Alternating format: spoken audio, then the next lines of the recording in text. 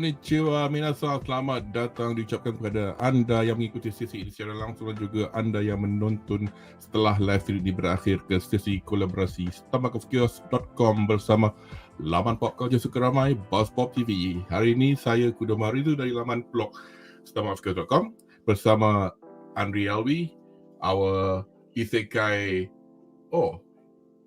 Elven waifuhantā. For obvious reasons. Akan mengulas tentang pencalonan Crunchyroll Anime Awards 2024 yang dipilih dari barisan siri anime baik yang disiarkan di kaca TV atau rangkaian streaming atau filem yang ditayang di layar perak dari musim luruh 2022 hingga ke musim panas 2023. So firstly, kepada anda yang menonton sesi ini setelah live stream ini berakhir, sila langgan kepada laman YouTube Stomachofchaos dan Pop TV supaya anda tidak ketinggalan untuk menonton live stream kami yang akan datang. Dan jangan lupa untuk tenyeh butang like. Anyway, so firstly, kepada penonton yang dari Malaysia, well obviously I think most of the viewers are Malaysians anyway. Asal kami sibuk sangat nak ulas nomination daripada Crunchyroll Awards ni.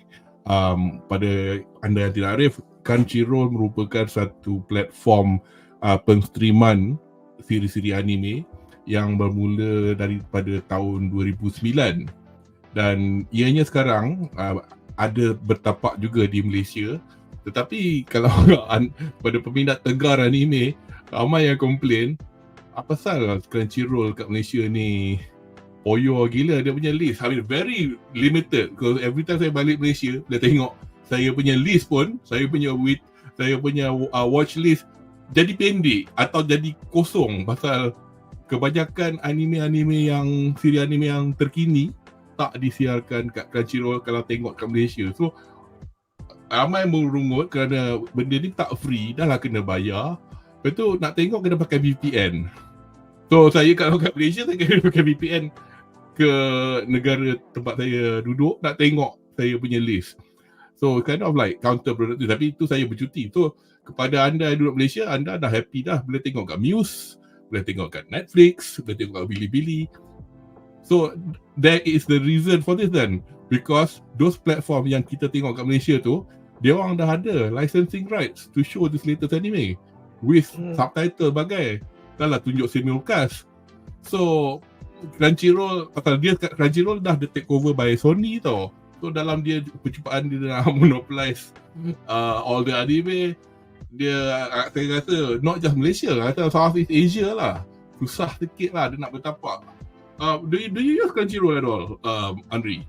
Or no, I don't. You're aware of it? You are aware of it? I'm very aware of it. I actually try to explore using it, but I saw the list offered, and I might as well not use any platform at all lah, because I can use that platform to watch more anime actually. Exactly. Because pada saya dah padam lah tadi. Because kerana bukan dia tak murah asal dia punya subscription dan dia ada banyak tier. Dia punya ultimate level pun yang paling mahal yang tak ada, yang sepatut yang where you can use multiple devices, tak ada advertisement semua. Boleh tengok free kat Crunchyroll tapi ada banyak advert lah. But that goes with any platforms that you have in Malaysia anyway. Tapi it's like, what's the point? I've already got say a Netflix subscription, I watch. In fact sekarang like Disney Plus dah ada dia punya menyebut nak ambil anime. So kalau korang ada Disney Plus. So anyway, berbalik kepada ni, dia macam menyebut nak buat Crunchyroll. Sebabkan apa, it's the only kind of official anime awards di luar Jepun. Di Jepun dia ada the anime festival held every March. Dia not just an award show tapi dia macam a big festival lah to macam mana, untuk meraihkan anime tahun itu, and dia orang obviously have a categories like best anime film, best anime of the year ke apa kan. A bit more low key, but apart from that, it's the Crunchyroll Anime Awards. In fact, kalau Animax has their own thing going on, but it's more on to the songs and performances, not about the anime itself tau. So Crunchyroll kan, for all the faults kan, at least kan they try to be legit on the matter tau. When they started to do all this, but I have to give credit to Crunchyroll kan, if it's not for them to take a bold step kan to become anime platform online kan, Netflix wouldn't take the chance kan to actually put anime into the lineup tau. Exactly. It actually shows there's a need for it. Ada pros and cons dia dari segi apa, what you call it. I mean, it sucks to see a company monopolizing everything. Tapi dari segi pengguna, Crunchyroll is not monopolizing. I like to have one network. I don't want to have 7 subscriptions. I mean, for me lah. Sorry, you were saying? Crunchyroll is not monopolizing. It's the only thing that's on the market that tries to be the leader in its field. But here's the thing: fans of anime has been watching it without any platforms for a long time now. Crunchyroll, if it's there or not there, kan, people still watch anime by hook or by crook. It's up to them kan to actually open up their list kan, and try to become the real leader in anime licensing service. Right now they're not doing it. Just to add to what you were saying, I mean to continue on to what you were saying, actually, tapi just before that, gosh, I've lost it now. Okay, but yang you kata anime people been watching it for the longest time. Just sedikit je tentang sejarah Crunchyroll ni kepada yang umur macam uncle ni, yang nonton anime macam Naruto, Bleach, bukan zaman tengok back catalog tau, like tengok live.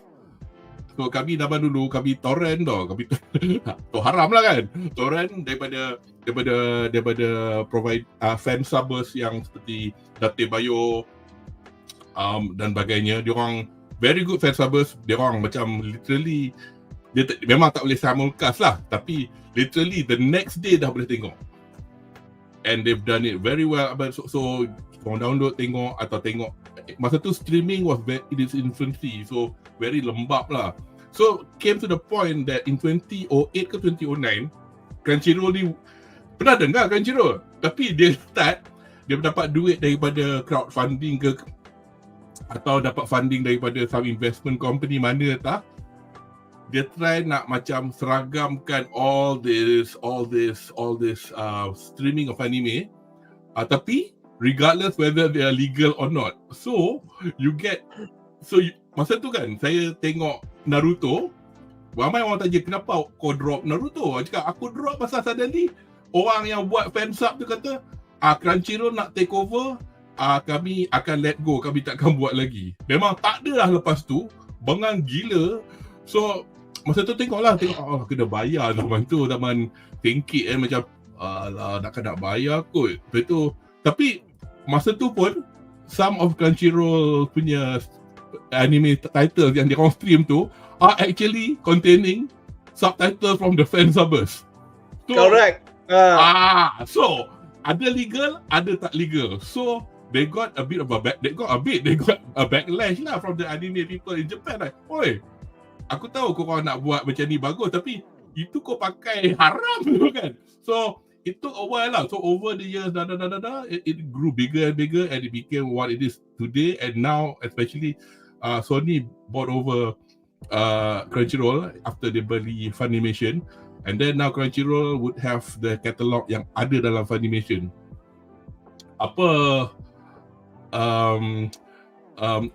Oh yes, the bit that I wanted to say just now, bab Monopoly tu, I mention because it's not just Crunchyroll je. Dia duk macam-macam kat US. Right Stuff Anime diambil. So masa dia beli Crunchyroll pun orang macam roll their eyes because baru je kau beli Funimation, now we see what you're doing. So kita orang yang tengok, tapi as personally untuk akulah, as long as the service shows me what I want to watch with a good quality and blah blah blah, I'm fine. Category the Great made a good point here. Crunchyroll juga buat voice actor dari dub English, and he's correct because they have their own studios in Texas, if I'm not mistaken, where they, because of the fact they orang dah dapat licensing semua, I'm not too sure whether the simulcast ada yang dah ada English, tak salahnya ada, tapi sometimes a few, tapi sometimes they will announce now we have rerun or whatever in English, and dia orang akan dapatkan the good voice actors blah blah.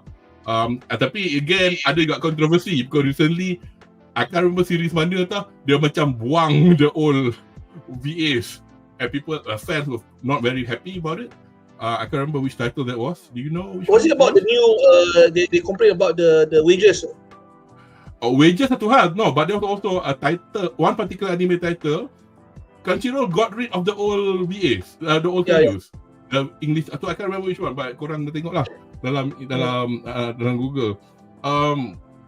So anyway, but as you can see, Crunchyroll is not the apa ni? Alright, okay, sorry. I had a message from Shaz. He thinks that he's supposed to be with us. I said, no, I think it's just the two of us. Anyway, so what? It's not very onerous tonight. We'll just have a look and see. Just a quick look at ni before that. Ini Tokyo Anime Award Festival untuk tahun ni di bulan March, 8 hari bulan hingga 11. And interestingly, Crunchyroll Awards di Tokyo is in that week. I think it's March the 9th or if not March the 2nd. So for example, they've got nominations, call for entries, blah blah blah. So anda boleh tengok ni dekat animefestival.jp/en/. I'll add the link down below in the description after the stream. So basically, to show how important this is, this was the award where Mekamato won Best Animation in 2023. First ever non-Japanese series that won that. Sebelum ni, benda ni dah lah Jepun punya. So I mean, I saw some recent backlash on social media about, asal kau nak tunjuk balik dekat Malaysia, cakap Jepun, tak bangga ke dengan come on, Bismillah. Man. Come on, man. Banggalah sikit. Abin dah lah.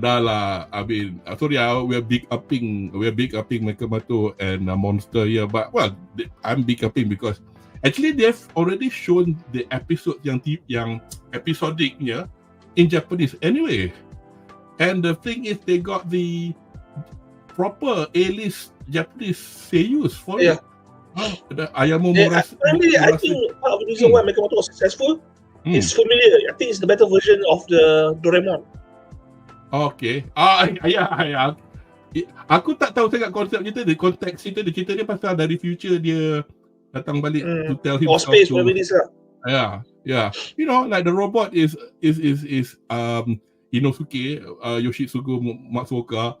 The kid himself is Mayumo Ayase, Marumo Ayase. I've probably got that wrong, but the guy from Haikyuu. And you know, you've even got Kenjiro Suda, the Nanami Kishibe from Chainsaw Man. Sorry, Nanami was Jujutsu Kaisen, you know, and the sexiest voice alive. Yang sampai lelaki pun pingsan. I mean, they were making skits of that on YouTube because I saw the preview for the thing in Tokyo. You got the A-list. Our parents were with their children in rows wearing. You know why? Because it's wholesome. I think because over the decades, a lot of Japanese anime pun dah mula go a bit westernized, like going to more violent, more woke, and some Japanese parents are like apa ni, you know, and then tengok Mekamato is back to basics, Asian values, that kind of thing. But hey, you know, So even myself, I'm a collector of figurines and that. Tengok lah juga kat Ami mana lah tahu ada toys apa tu yang Jepun punya. Not yet, I guess. But anyway, let's get on with it lah. Before that, we yes. on that, right? Let's talk about something quite a bit important lah. Shortly, I think yesterday or today kan, the court has in Japan kan, they have sentenced the guy who burned Kyoto animation. The death penalty. Just to be clear, right, he was sentenced to death not because he put the building on fire, because like 31 people died inside. Including the art producer or art director for Miss Dragon Kobayashi. Dragon.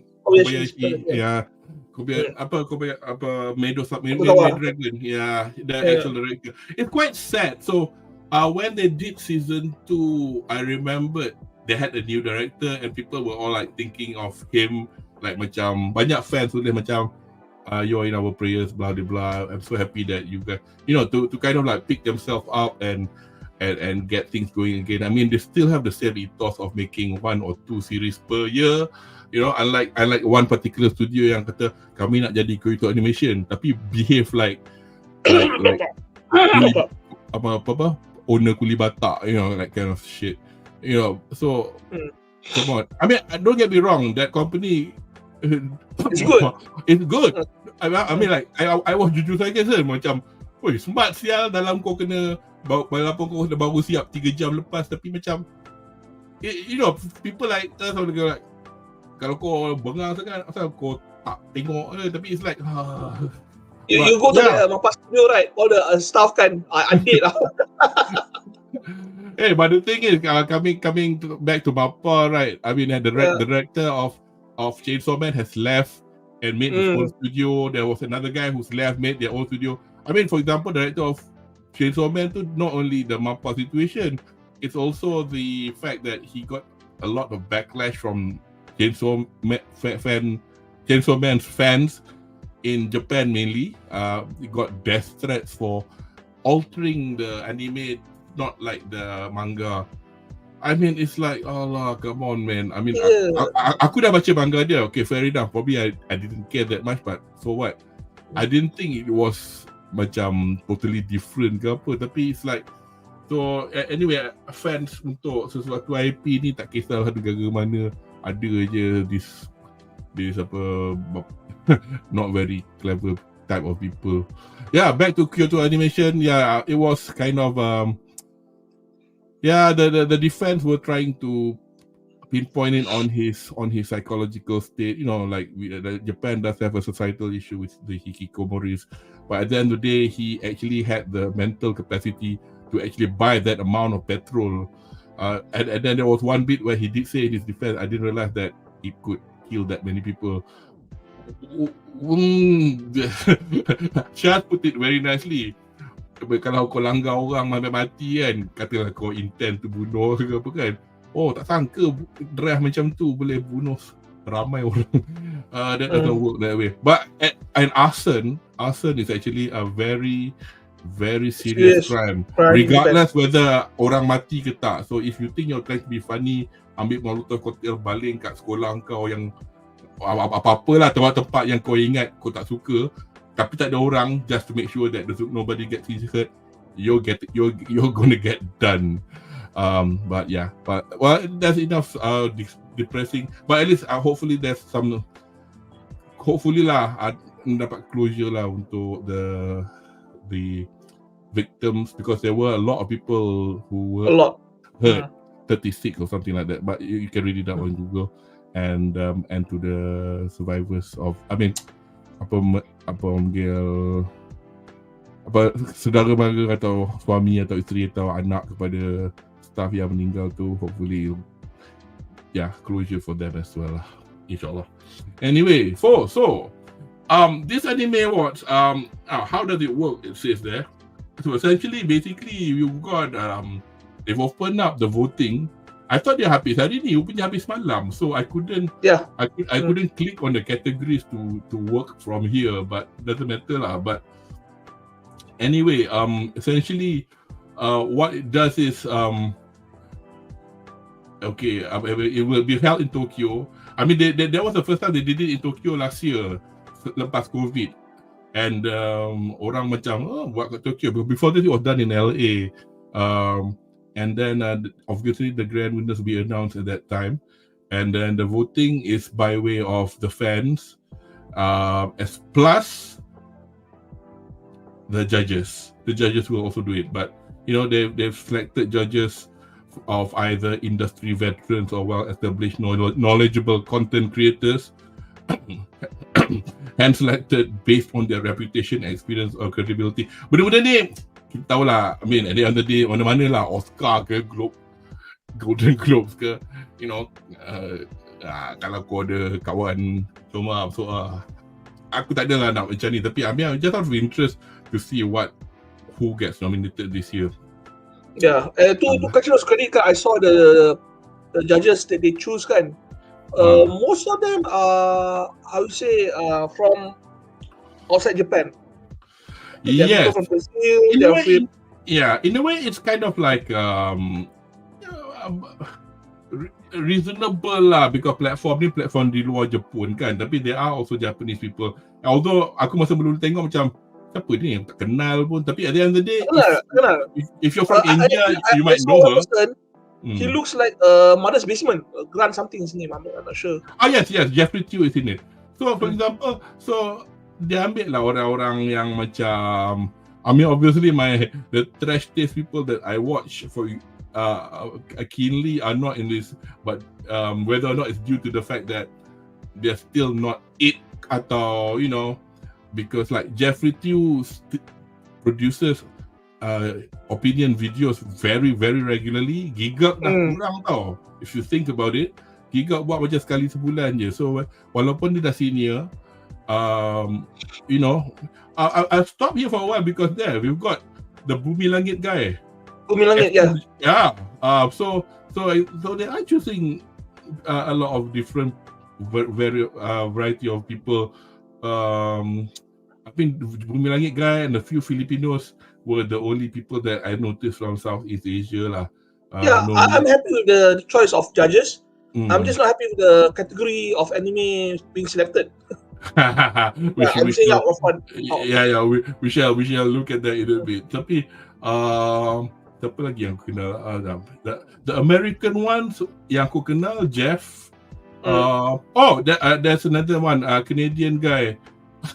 Aku mati-mati ingat Yasir Arafat.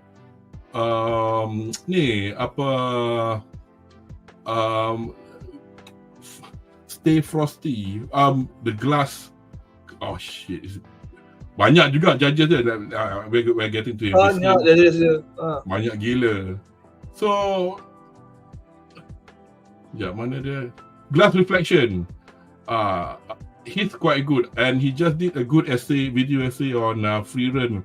So if you guys siapa yang interested, I mean not obviously a lot of these people pun kalau macam if they are from their own country, they'll probably do their own blogs or whatever in their native language lah. Hence why I wouldn't know who Tamur Hussein is, for example. But at least Crunchyroll. And this is Tristan Gallen. That's guy. He's quite good. Yeah, he's very good. He's very good. Tristan and Jeff, I have time for their stuff. Yeah. You may not agree with his entire commentary, but at least it was a fairly presented cases lah. Yeah. Tapi one thing that I've noticed, ever since kita duk berborak tentang bagaimana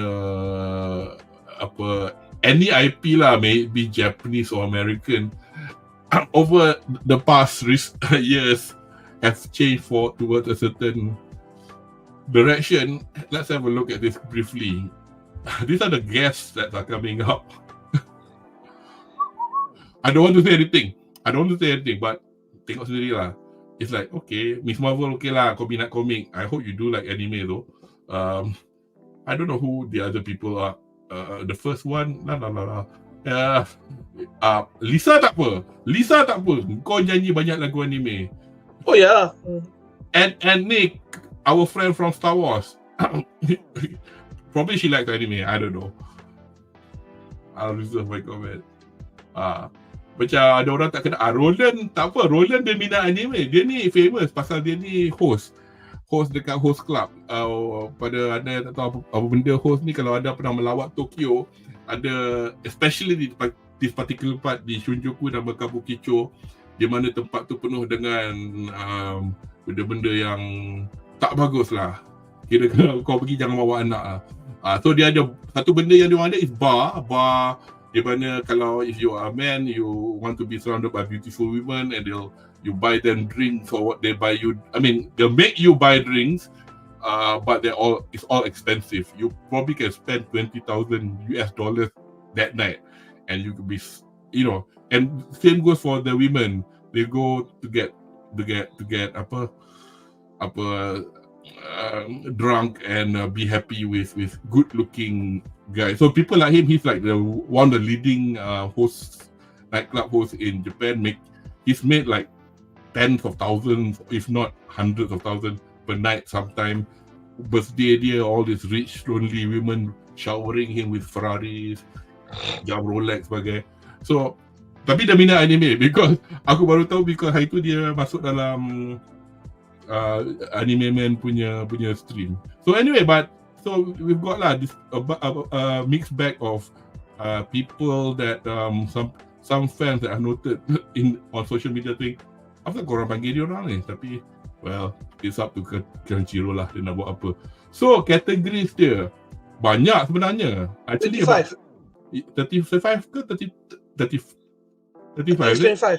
Yeah. But we're not going to talk about like the best VA performance Spanish ke apa because it's of no point to us. I'm sure we'll be going through them really quickly. So if anybody in chat thinks, I mean, I did vote, but once I didn't do like hari-hari vote. It makes no difference. I just voted for fun. No, I just voted once. I just went through once. Yeah. Once is enough. And at the end of the day pun kan, masa kalau kita vote kan, kita vote ikut apa kita suka lah. Ada at certain point aku macam tapi kan I'm sure cerita ni bagus, tapi at the end of the day, so what? Yeah. But surprisingly for winter 2024, right, the entire winter lineup is better than the entire lineup for 2023 now. Your favorite, gushing for magical girls, right? It's one of the most perverted shows I've ever watched, but also one of the most brilliant shows ever made. Dia bukan macam kalau benda tu just for that sake, it'll be like bodoh. But this one ada macam joke dia macam masa dia dah macam betul dia muka dia tukar tau. Apa pasal aku macam ni? You know, cara-cara dia lukis macam tu, it's like this is so funny, but at the same time fan service dia lebih dari fan service normal TV. Aku macam Utena is basically the anti-Bochi. Very adorable. She's the anti-Bochi. Same vibes. Category, of course lah, takkanlah aku nak start dengan best anime. So we're gonna start from the bottom as per categories recommendation. Sorry mate, we're ahead of you. I'm going to start actually with best VA performance Japanese. So as you can see, you can't click this because this is meant for the voting. So luckily the blooming Crunchyroll were quite clever lah to actually have it somewhere else. So we'll start best Seiyu Jepun. Atsumi Tadazaki as Anya Foja for Spy Family. Okay, aku lupa nak cakap, kategori ni diorang akan pilih daripada fall 2022 sampai summer 23. Anda mesti rasa pelik kenapa macam ni, because masa tahun lepas punya award dia tak include fall 2022 tau. Itu orang semua marah. Because apa tau? Masa tu Bleach ada, quite a few Jujutsu Kaisen ada, and then 2023 banyak Demon Slayer menang tau. So orang cakap, oi, kau takut Demon Slayer kalah . You know, which is all the biasalah award show kan, orang cakap I'm sure there's some shenanigans behind this. Betul, dia orang cakap although there's another argument, orang cakap recency bias. It's true actually, recency bias actually does influence you. If something you watch really recent, susah sikit nak jadi objektif. Personally lah, I mean, I was listing my 2023 anime hari tu pun macam, sekejap, ini baru sangat tengok ni. So, I can see lah why. But, because the fact that I've stopped it at fall 2023, summer 23, I guess, okay lah, from now on, tak boleh lah nak argue sangat. Kata dia orang tak buat ke apa. So, Anya is in this. Toyaki Kudosuke Denji as in Chainsaw Man, Tanaka Mayumi, Luffy, One Piece, Aoyama Yoshino, Bocchi the Rock, Kajiyuki, Eren Yeager. She got my vote. Yeah. Attack on Titan, and lastly Nakamura Yuichi as Gojo Satoru in Jujutsu Kaisen. I mean, everybody here got a decent shot, but although people can argue like that Tanaka Mayumi has been doing it for 20 years, and kalau orang kata she's the best seiyuu just because she's been doing it all those years, she'll be winning it 19 years in a row lah. So Yuki Kaji is like a fan favorite. Semua orang suka Eren, but Yuki Kaji, he's a very good seiyuu juga. At the end of the day pun, macam kalau dia tak nominate untuk AOT, if he's in something else, people might vote him. Yuichi Nakamura, he's one of those dia senior, tak ada senior tua bangka, tapi senior macam umur 40s, macam Tomokazu Sugita yang voice Gintama. He's good as well. Tapi personally itulah, macam like you I would choose somebody that I like. I think I agree with you. Bocchi, Aoyama Yoshino is pretty good as Bocchi because what aku tengok dekat ML nak tengok if she plays anybody I hardly recognize anybody because I don't watch a lot of other anime. Not that she's not done anything before, she's done loads. A lot of supporting, a lot of mains as well, but even for the mains, I'm like, have you heard of Wake Up Girl, Shinso? I don't know. I haven't. Yeah, she's the reason why I vote for her is because the other candidates dia punya characters are basically people who actually are very loud. You know, they just cry and scream apa inspirational things. But Bocchi, like, she just gets depressed and then you feel the mood apa. So you experience the Bocchi experience now. So how can you beat that actually? Yeah, lagi tu, one thing commendable about her, if anybody who's watched Bocchi the Rock, you see her when she goes into her meltdown. Yeah, man. Meltdown dia, okay, the animation is one thing, that they're smart, so clever, doing it in various forms. Ada macam Minecraft lah, ada yang macam apa-apa lah, lukisan tangan lah. Tapi ada one bit, I can't remember which episode, where she meltdown, menjerit bunyi macam elektronik. Apparently Yoshino ni, the Aoyama ni, she did that, tak pakai modulation, she did it with her own voice. A lot of people were like going, whoa. So I think for things like that, I mean, I would salute her lah, for Bocchi the Rock. I mean, my other favorite is, I mean, I guess Atsumi Tanizaki, because aku bias lah, aku binaannya. I can't remember who I voted for. Really, I can't remember who probably I voted for. Yeah, probably I voted for Bocchi, I guess. So that's who I know I voted for Bocchi. Yeah, I can't remember. I don't know whether I can watch. Dia bagi kita email lah to tell us who we voted for. Aku tak tahu. I haven't checked my emails yet. Okay. Anyway, so kategori cakap apa dia? Yuki Kaji sampai nangis. Yuki Kaji sampai nangis tu aku tengok Kenjiro sudah bukanlah nangis, muka emo gila. Amin Nanami punya voice actor at the scene where he, sorry spoiler alert, died.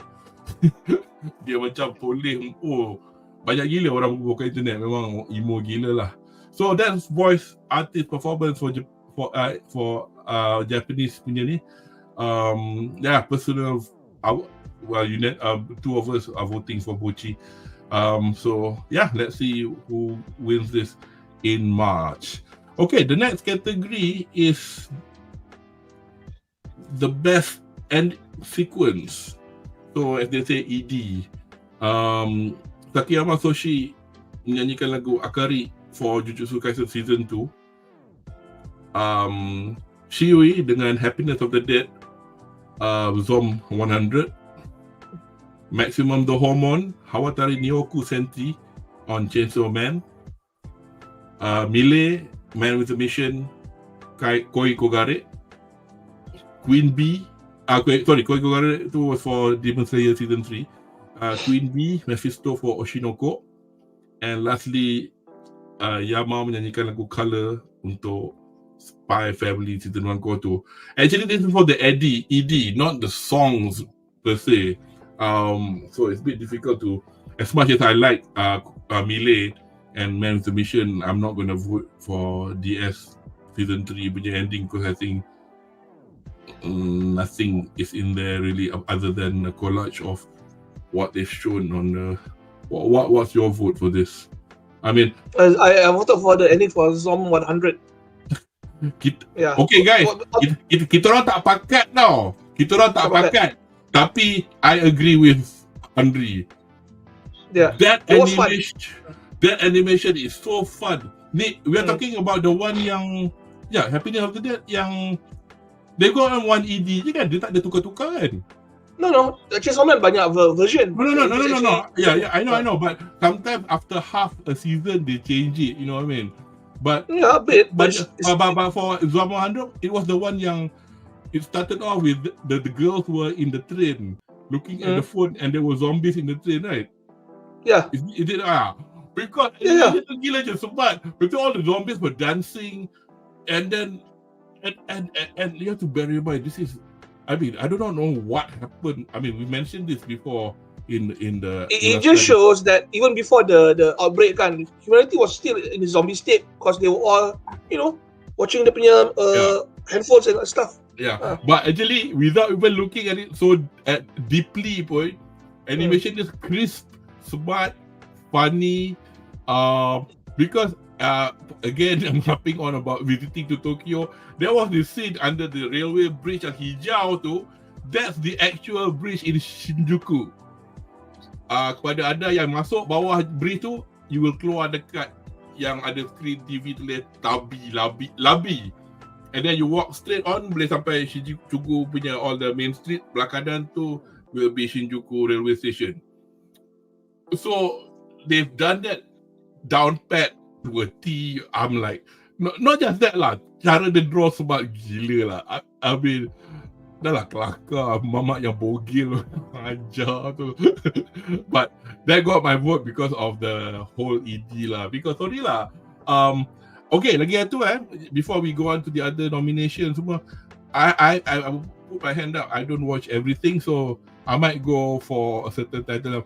I've not seen that, so I can't judge. So I can only go with what. So anybody in the chat who see anything, by all means, chip in lah.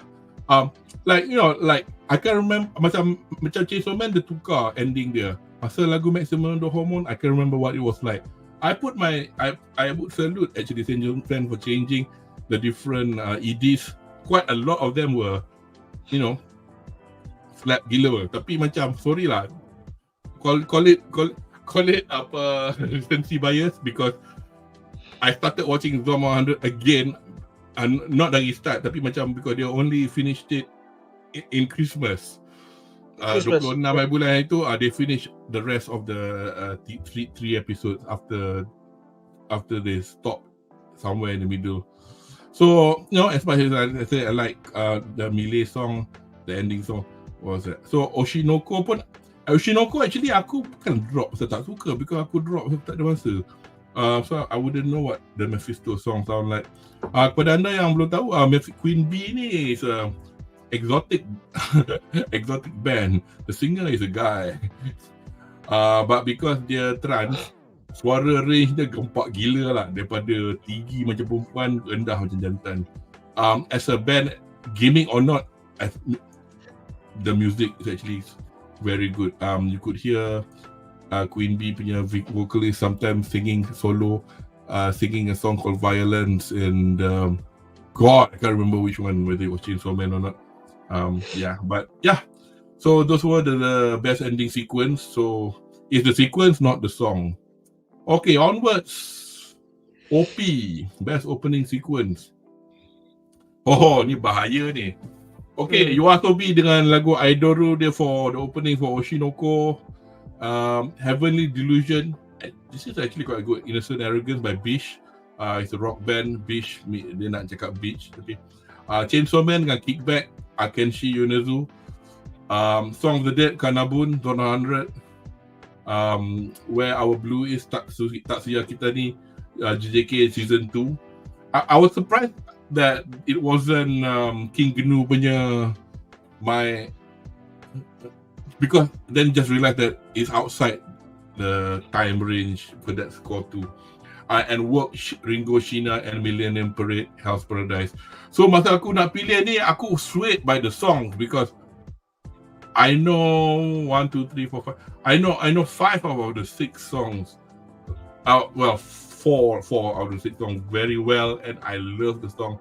But I have to say, I have to choose lah. Tengok the song, listen to the songs and the images. So, what was your choice for this category, best opening?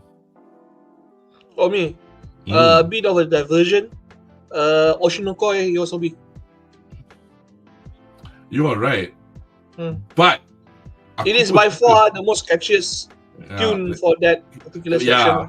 Tapi aku macam, because I was trying to. I love the song, don't get me wrong. But the kick, because I like the opening of Chainsaw Man, and I remember when the Kickback started, I was listening to it every day. Gila babi dalam kereta, kadang-kadang pasang banyak kali because the song is so gempak. But as I said, I mean personally, because aku tak boleh pilih lagu je, aku pilih the whole thing. So I chose Chainsaw Man. So our first divergent choice for this evening. Pada anda yang tak tahu, you've heard about Kanabun. This band been around for ages, ever since I started listening to J music, like a good 10-15 years ago. Kanabun been around for, I think, 10 years. Good. But recently, I don't know whether it's disbanded atau went into indefinite hiatus, because 2 of the members left the group for sebab dia semua sebab dodgy. Aku tak ingat apa sebab dia, tapi you look it up lah. But sedih juga macam dengar, band ni dah bertapak dah lama, but suddenly kau buat hal. The song that did actually quite nice, and opening pun not too bad either. But yeah, and again tu work. Millennium Parade been around for a while, and Shina Ringo is a very, dia macam J-pop, J-rock, very, dia macam mana cakap, dia macam exotic is the wrong word. Dia kalau dah siapa yang minat British pop music macam Kate Bush, she's something like that lah. Dia macam exquisite sikit. I quite like the song Work, but unfortunately Kickback does it for me. Category pilih Hell's Paradise, and Yoasobi for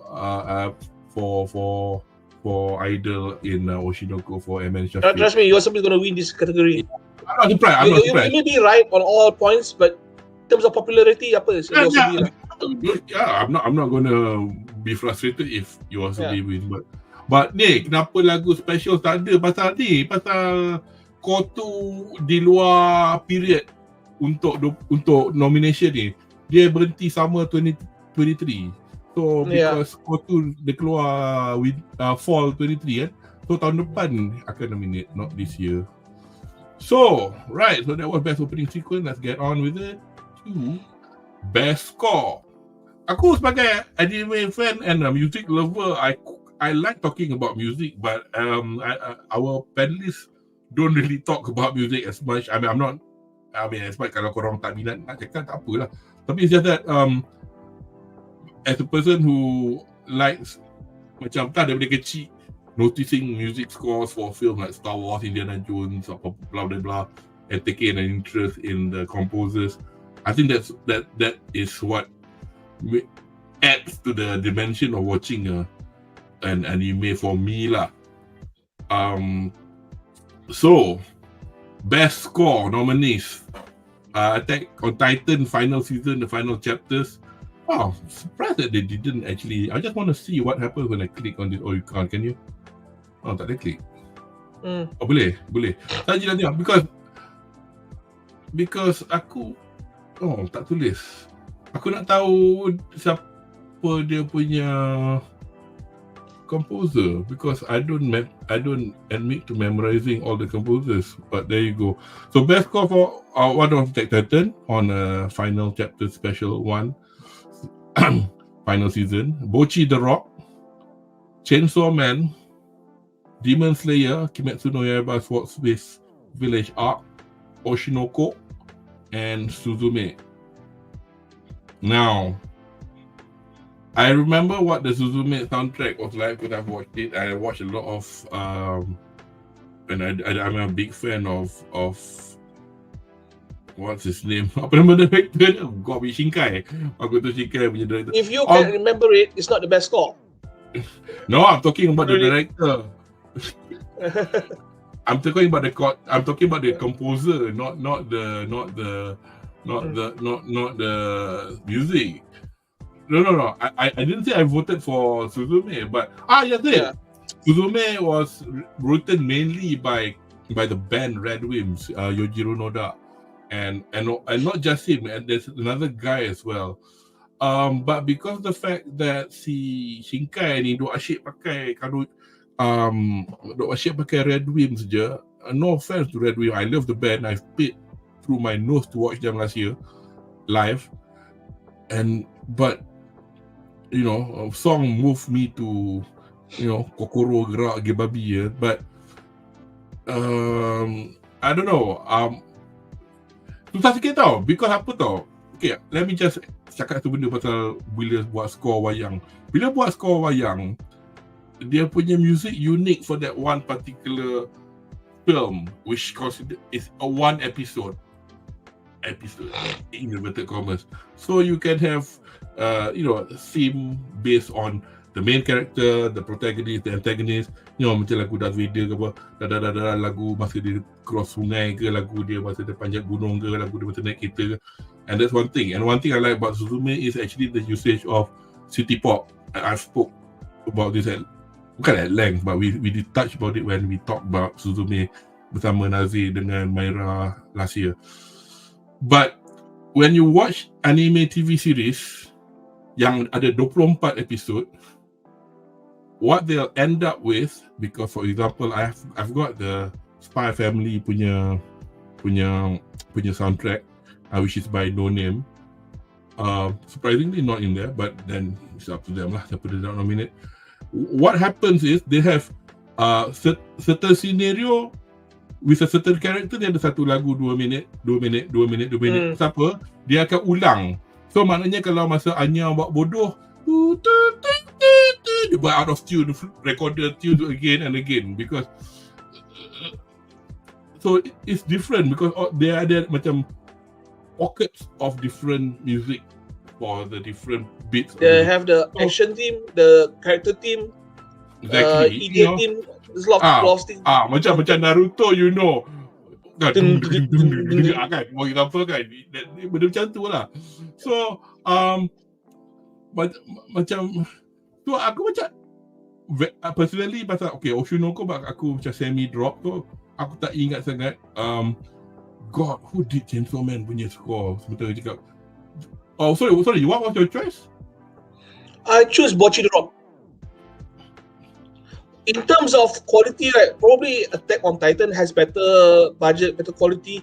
But here's the thing, it's just one long movie episode now. Whereas others is like 10, 12 episodes. I don't think it should be in this category at all. That's why I didn't get my vote. Okay. Attack on Titan, selama ni duk buat ni Hiroyuki Sawano. Sawano is very, very respected. He's I'm not saying it's not good. I just say it's not. I don't think it's supposed to be in this category. No. I'm just listing people out. Sementara kita duk cakap ni. Aku tak ingat whether dia buat untuk the final season ke tak. Untuk cerita Chainsaw Man is Ushio Kensuke. But then again, aku macam lagi ingat lagu daripada OPAD dia orang. So aku macam tak pay attention sangat. So this is the thing with anime TV, kepala lain tau sikit. Because kau macam tengok in short burst, kau tak fikir nak dengar music, tapi tak, unless it's really prominent for me, like I really like Spy Family, so I can't really tell. Like Bocchi the Rock though, I'm a fan of any IP that's talking about bands. And Japanese band music all the way. So macam aku minat K-On, aku ingat lagu dia. Aku ingat lagu dia lebih daripada lagu latar belakang which not that I do not know, but if you put it on, I would recognize it. But Bocchi the Rock punya band ni quite good. Shout out to Kesoku Bando. Dia actually is a bunch of people who professional musicians lah. It's not the actual girls, although they actually forced the lead singer for Bocchi to learn guitar, which is so funny. And dia boleh lah main guitar after a couple of months. Kesian juga tengok. Susah sikit lah. So you voted for Bocchi. I can't remember. I think I voted for, probably I went for Suzume kot, because dalam kepala I see it more as a theme. I mean, a bunch of themes for an entire film, and easy for me to localize the background music.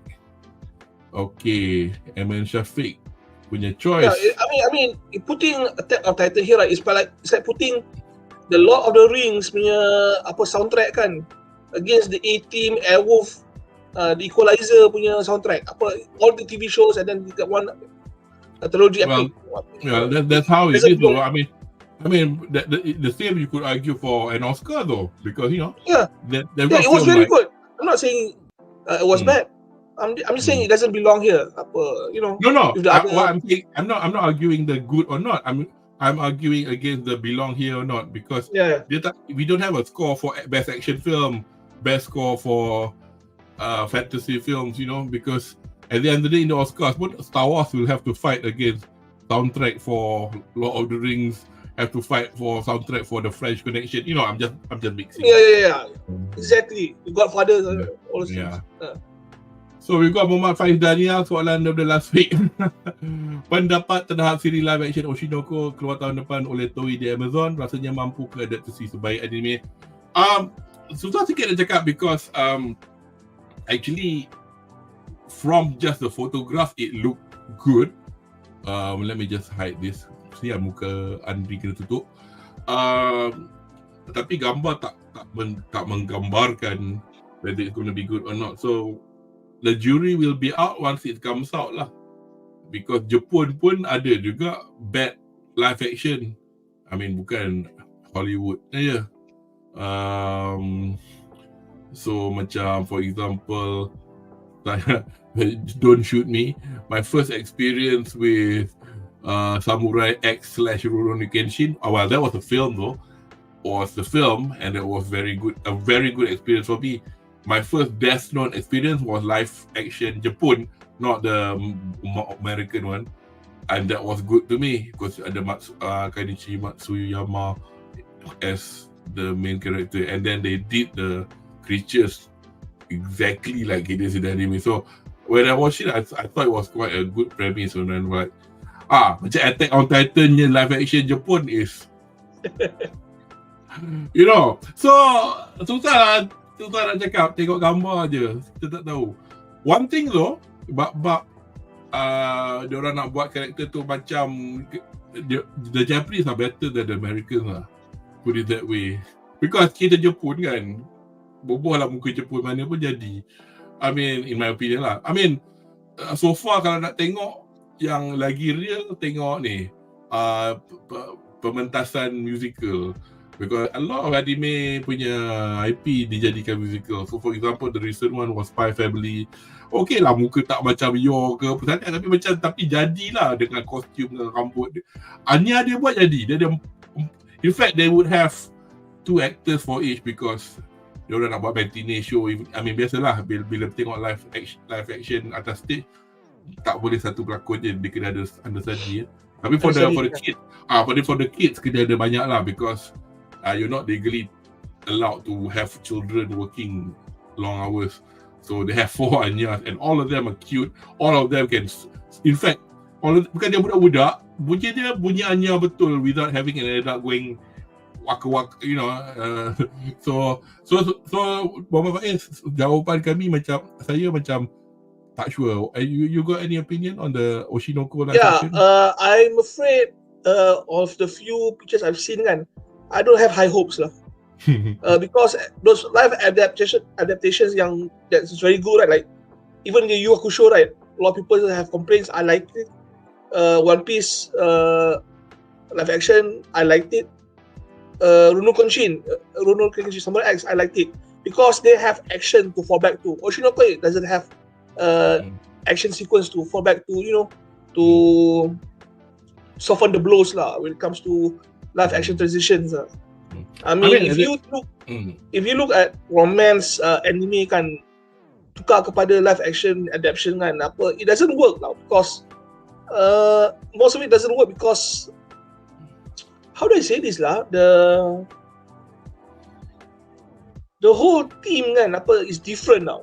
You do it in live action now compared to animation where you in a particular mood, right? You can see flowers and the sounds, the things go playing in the background kan. It makes you feel something. Live action doesn't have that. They can try to do it, but I'm not sure how it's going to transcend into the next form of media. So I have no high expectations. Oshinoko, if it becomes a good watchable show, there's already be success. Pada pendapat saya, benda macam like what you were trying to tell us, like benda-benda macam benda-benda lembut yang bukan action. Oshinoko is not an action film anyway. It's not action, drama. Yeah. It's a drama. So kalau dia punya approach is more towards dramatization of events, it'll work. The thing is also, kalau dia jangan shoot macam drama TV lah, kenalah macam invest in the emotional bits, like fun music, like tu, like you said, any of those shots boleh buat. Kalau kau fikir, I mean, you just have to spend money and time lah. It's like benda-benda klise macam tangan pegang bali dalam cerita Gladiator. Sikit punya banyak ke wayang, lepas tu tangan pegang rumput lah, tangan pegang padi lah, because it creates a cool looking scene and everybody does it. Bercuti dengan GoPro pun nak buat juga. I think things like that it's not like we are asking them to recreate something out there, like so left field that you can't. I think with current cinematographic technique, anything is possible. But the thing is, it's up to the director lah. Kalau dia boleh pull it off, itu je. Kalau dia nak invest that money into that kind of thing. Because like, funny that you mentioned that, ni slightly off topic. Saya baru ni menonton The Kingdom of Dreams and Madness, which is a documentary on Hayao Miyazaki and Studio Ghibli from 2014. Ditayangkan dekat Tokyo International Film Festival, Hawaiian International Film Festival, blah blah semua. Saya tonton tu because kami baru ni sebagai anime division Babas Pop, kita orang discuss pasal filem Boy and the Heron tau. So masa saya tengok, kami discuss tu, saya dah tengok NHK World punya 10 Years with Hayao Miyazaki 4 episodes. Anda boleh tengok dekat YouTube pula, internet, go to NHK World, you can watch it. Both documentaries are good. The NHK one a bit warts and all, very basic, very documentary NHK lah. Macam bukan dia tak ada soul, tapi dia macam dia nak tunjuk as it is. Nak tunjuk Miyazaki marah, nak tunjuk Miyazaki bengang. To the point that kadang-kadang kita tengok pun pressure. Tapi the other one, which is by Mami Sunada, yang masuk festival tu, she didn't spend 10 years with Miyazaki. She probably spent a year. She spent the time masa diorang buat The Wind Rises. Saya pernah ada buat komen dekat blog saya, in which that bukanlah dia nak sangat nak paint it with rose tinted lenses, but the thing is the experience of watching Sunada punya documentary was more pleasant, and dia tunjuk more Miyazaki in his happier state. Dia tak adalah macam, because macam NHK tu, the point tu kita boleh nampak tau, kadang-kadang director tu dengan kamera dia satu orang je. So was Mami Sunada, tapi macam dia tengah marah, dia duduk shoot lagi. Betul sampai Miyazaki jerit dia, "Woi, aku tengah kerja, aku tengah bengar ni. Kau belah boleh tak?" He would say things like that. You don't see that in Sunada, but dia paint it in such a way, not just they show the studio, benda-benda yang macam tunjuk pokok bergerak, tunjuk kucing cross jalan. So benda-benda macam tu, kalau documentary boleh buat to create a more pleasant feel. I know I'm going a bit long-winded lah to describe my bukan nak kata pasal tu Oshinoku ni kegempar, tak juga. Dia kalau dia punya director tak kerti convey the story, out lah. Okay, let's get on with it lah, because we got a few more to go. Category get suka Chainsaw Man. MN Syafiq jawab dekat Faiz, no. Sama, so editor sama dengan Anri kot. Ada bagi contoh AOT live action, yes, agree. Sayang lah, tapi dia punya Hangi cantik. Apa nama dia? Shit, she's very pretty, man. Nanti saya tulis. Tapi dia Ishihara, Satomi Ishihara, one of the prettiest actress in Japan, man. Oh, sayang. Lakon cerita macam tu. Anyway, onwards. Best anime song. Now we're talking. Idol by Yoasobi. Woo. Kickback by Kenshi Yonezu for Chainsaw Man. Station Complex by Keisoku Band, Bochi the Rock. Suzume Red Wind featuring Toaka for Suzume. This is the song yang ada perempuan yang yang tu. Yes, the Suzume song. Where Our Blue is Tatsuya Kitani for Jujutsu Kaisen Season 2. And lastly, Work Shina Ringo dengan Millennium Parade. Personally, for me, this was a tough category to choose. Anri, what was your chosen song? Yoasobi, by far. I know this because this is the most popular among all the selected in the category lah. Because aside from anime, I also watch VTubers, and I see a lot of VTubers singing this bullshit for the whole year. So I don't see what they did for the other songs lah. So they got my vote. Aku at the end of the day, personally when I was voting this, I told myself, just don't think about it, just vote what you like. Yeah. So personally, I cannot do. I shouldn't do it. Oh, but that song was more popular, so I should vote for that. Doesn't matter. A song that you like, a song that you like. Tapi for me, susah gila. I like Idol. I like Kickback. I like Station Complex because I'm more of a rock music kind of person. So it's more organic. Suzume because I like, it touched my jiwa gila masa. In fact, when every time Red Wind pasang lagu Shinkai punya wayang, kebanyakan dia ni. Okay, where Our Blue is because I only watched Jujutsu Kaisen Season 2 Core 2, so I wouldn't know what that is. And Work, I've watched Hell's Paradise, and I'm aware of Shina Ringo and Millennium Parade, and that song slapped. And Work is a modern sounding song in a movie that's about samurais, which is so like memang ni susah gila, macam nak pilih anak mana kau sayang. Tapi betul lah, I'm not being twisted by anybody, tapi Idol by Yoasobi slaps.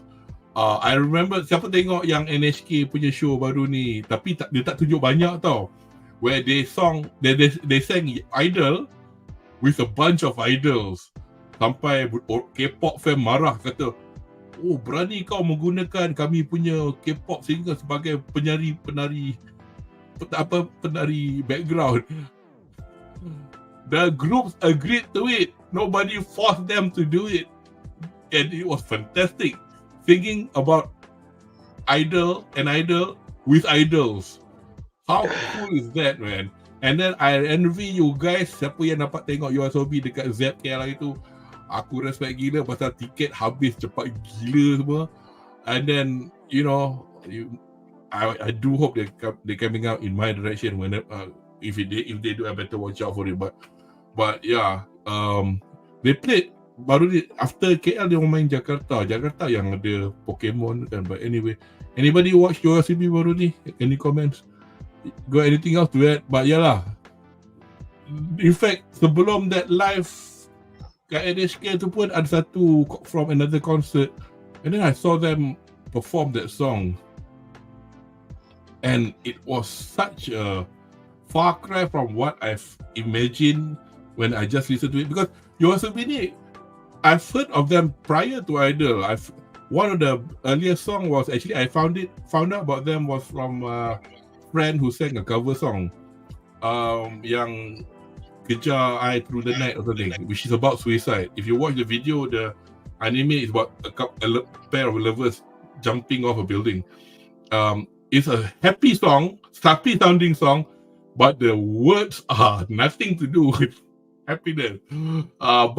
And then I watched Beastars. They sang on Beastars. Because masa tu aku tengah macam in the face of dengar all this Vocaloid groups yang like Yorushika, yang Yorushika was singing currently for Freerun season 1 core 2 punya opening. Yorushika is another good group yang grup YOASOBI je yang macam tak kisah tunjuk muka. Grup-grup lain ni main belakang tabir lah, belakang curtain lah, macam it's a bit weird to find groups like this which is seen in Japan. Another one is a band that sang the Cinderella song from Komi Can't Communicate. Diorang pun tak tunjuk muka. Diorang band, ada drum, ada bass, ada gitar semua, tapi dalam video nampak tangan diorang main macam budak-budak buat cover. Yeah. So both of us are going for Idol YOASOBI. Syafiq says, aku suka lagu Work Paradise tapi rasanya kita tahu YOASOBI akan menang. Yeah. I mean, aku vote pasal YOASOBI pun pasal lagu the best. Bukan pasal nak ingat dia akan menang. Don't want to lose out. And the worst part is it's not my cup of tea tau. It's not my cup of tea. Kalau tak. And Syafiq New Jeans pun jadi dancer background. Bukan New Jeans je, ramai gila. Orang berang gila. Dia jadi penari latar. Sanggup korang gunakan. Well, dia orang sanggup yang kau bising faham. Anyway, so that was best anime song. Let's go. Ganti Anri tak akan vote nombor 1 tu. Must protect at all cost character. Kategori yang paling anime sekali. Tak pernah tengok, takkan ada di Oscar, takkan ada di Golden Globe, takkan ada di Emmys. So, nombor 1, Anya Forger dari Spy Family. Hitori Goto, Bochi the Rock, Boji, Ranking of Kings, Miri Unasaka, Buddy Daddies, Pochita, Chainsaw Man, dan mana ni? Hey, what do you think? Tak.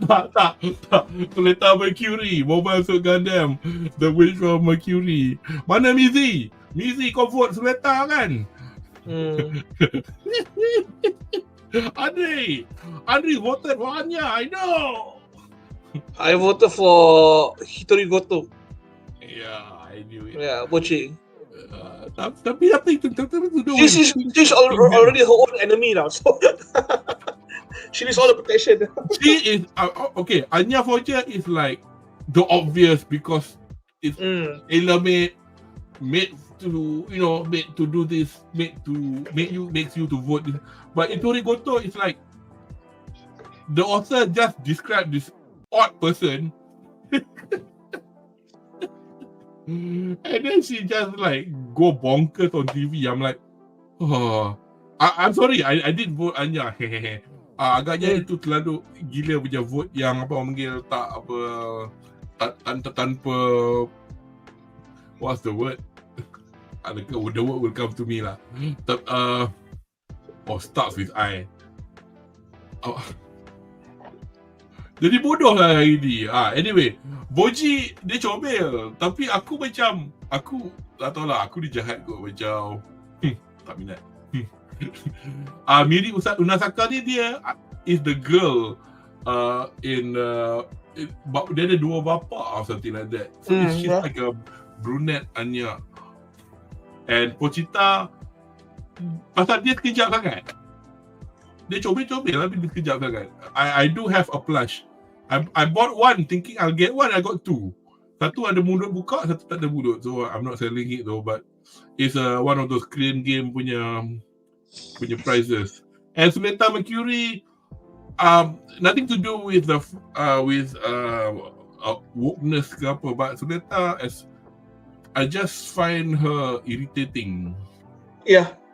I mean kalau korang tengok kita orang punya perbincangan dekat ulasan kami tentang that bit of her being discussed a lot. Not because kami tak suka dia, tapi I think because she was written that way, because dia seseorang yang watak dia begitu, pasal upbringing dia tak ada bapa, mak dia pun jahat. So in a way kita tak boleh blame dia lah, dia macam tu. Pasal dia ni bukanlah bingai, tapi dia macam naif. She's very straight, very naive. But bukanlah I'm not saying it because macam aku sokong orang panggil dia tanuki ke apa, which is one of those Japanese raccoon. There's nothing to do with that, just annoying. But yeah, so it's like at the end of the day she grew up, I think, so she doesn't need protecting. Yeah, but I protect Bochi or Anya, but I voted for Anya. Let's see what we have. Ahmed Syafiq vote Bochi. Tak apa. Tak kira. Semua orang ada minat dia yang lain-lain. Tapi bukan tak suka pasal dia cacat ke apa. Kesian. Aku kesian kat dia. Tapi macam tak apalah, aku suka girls. Right. Onwards. Best Supporting Character. Arataka Reagan, Mob Psycho 100. Aduh, aku nak tengok Mob, tak pernah tengok. So sorry lah, aku kata dia tak bagus ke apa, tapi aku tak tahu apa-apa pasal dia karakter. Hanji Zoe, not from the live action version, but from the anime Attack the final season, the final chapters, yeah, special one. Kana Rima, Oshinoko, Power, Chainsaw Man, Satoru Gojo, Jujutsu Kaisen Season 2, Suguru Geto, Jujutsu Kaisen Season 2. At the end of the day lah, untuk ni kita akan vote pada siapa kita suka lah. Anri, siapa kau minat? This may irritate some people, but I choose Power lah for Chainsaw Man. Power! Sama. Sorry guys. Power. Aduh, dia bodoh dia. Dia macam she's like a feral. Macam mana cakap? Dia macam binatang. Yalah dia bukannya. Yeah, and best part, she's not actually supporting the hero now. She's like doing whole shit now. Doing whole but shit. It's literally what she did. Sorry, go ahead. But here's the thing, even though she doesn't assist the hero, right, her actions can actually lay out the foundations on how the hero should act on the next stage now. So in a way that she's supporting the hero indirectly, so she can vote lah. The others is like too, it doesn't hit like power lah to me. Sorry tadi glitch tu pasal aku nak try adjust to make that bigger, but it'll just messed up my. But I think just going to quickly test it. Yeah, you can see the pictures. That's fine. So because to any manga readers, you just shut up, don't say anything else. But for me, kalau katalah if I'm a Jujutsu Kaisen fan, I guess Gojo dengan Geto pasal diorang macam best friends dulu, and then you'll get lah the sims for one or the other.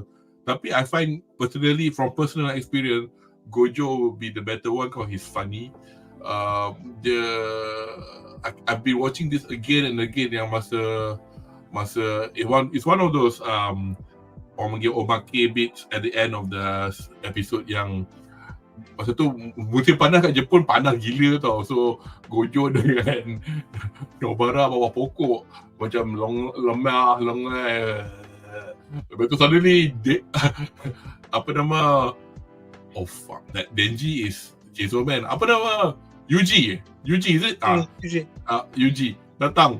Oi, Megumi kena kacau perempuan. Korang mesti tahu which episode ni. Lepas tu diorang macam, you go attack formation B. Wah, kejar semua kacau. Lepas tu kat ambil Megumi, buat-buatlah macam, kau kata kau sayang aku depan perempuan tu tau. Sorry. Betul tadi. Gojo datang totally different, pakai spek, pakai baju, handsome gila babi, berkilat-kilat. Because itu trope boys love. Dia kata, oi, dah lah, the sentence diguna pun Neko Dorobo ni perempuan akan guna kepada perempuan lain yang curi laki dia orang tau. Neko kucing, Dorobo tu pencuri. Kau kucing pencuri maknanya biasa man stealer. So dia kata, korang jangan kacau. Megumi ada practice biola dengan aku. Ini aku ajar kau main Twinkle Twinkle Little Star. Tu punya. Bukan kena kacau perempuan. Perempuan tu tanya, mana station? Dia kata kat situ Betul. Megumi tengok dia orang, wah, bangang ke bodoh ke. Tapi kan, I like that they have those bits, and then when you watch the actual story, then you kind of know what's going to happen to home, and you go like, alah, sedih lah. Jadi sedih lah. So, masalah aku dengan Jujutsu Kaisen, pasal aku tahu pasal cerita dia, as I said, not just from what I've watched, which is Tonga terbalik, dengan social media, semua orang beritahu ending lah, beritahu siapa mati lah, before the thing happen. Tu pasal aku tengok Koto itu. Because aku tahu ada something happen, aku macam, babi lah korang. Terpaksa tengok. Dia tengok sedih. Anyway, so that's for Geto dengan lah. And Kanarima is the actress yang rambut merah tu. I don't watch Attack on Titan other than season 1. Other than knowing that Hanji is pakai spek, can be, I don't know, dia scientist kan. Regan Arataka lagi lah, aku tak tahu. And let's see who goes for home.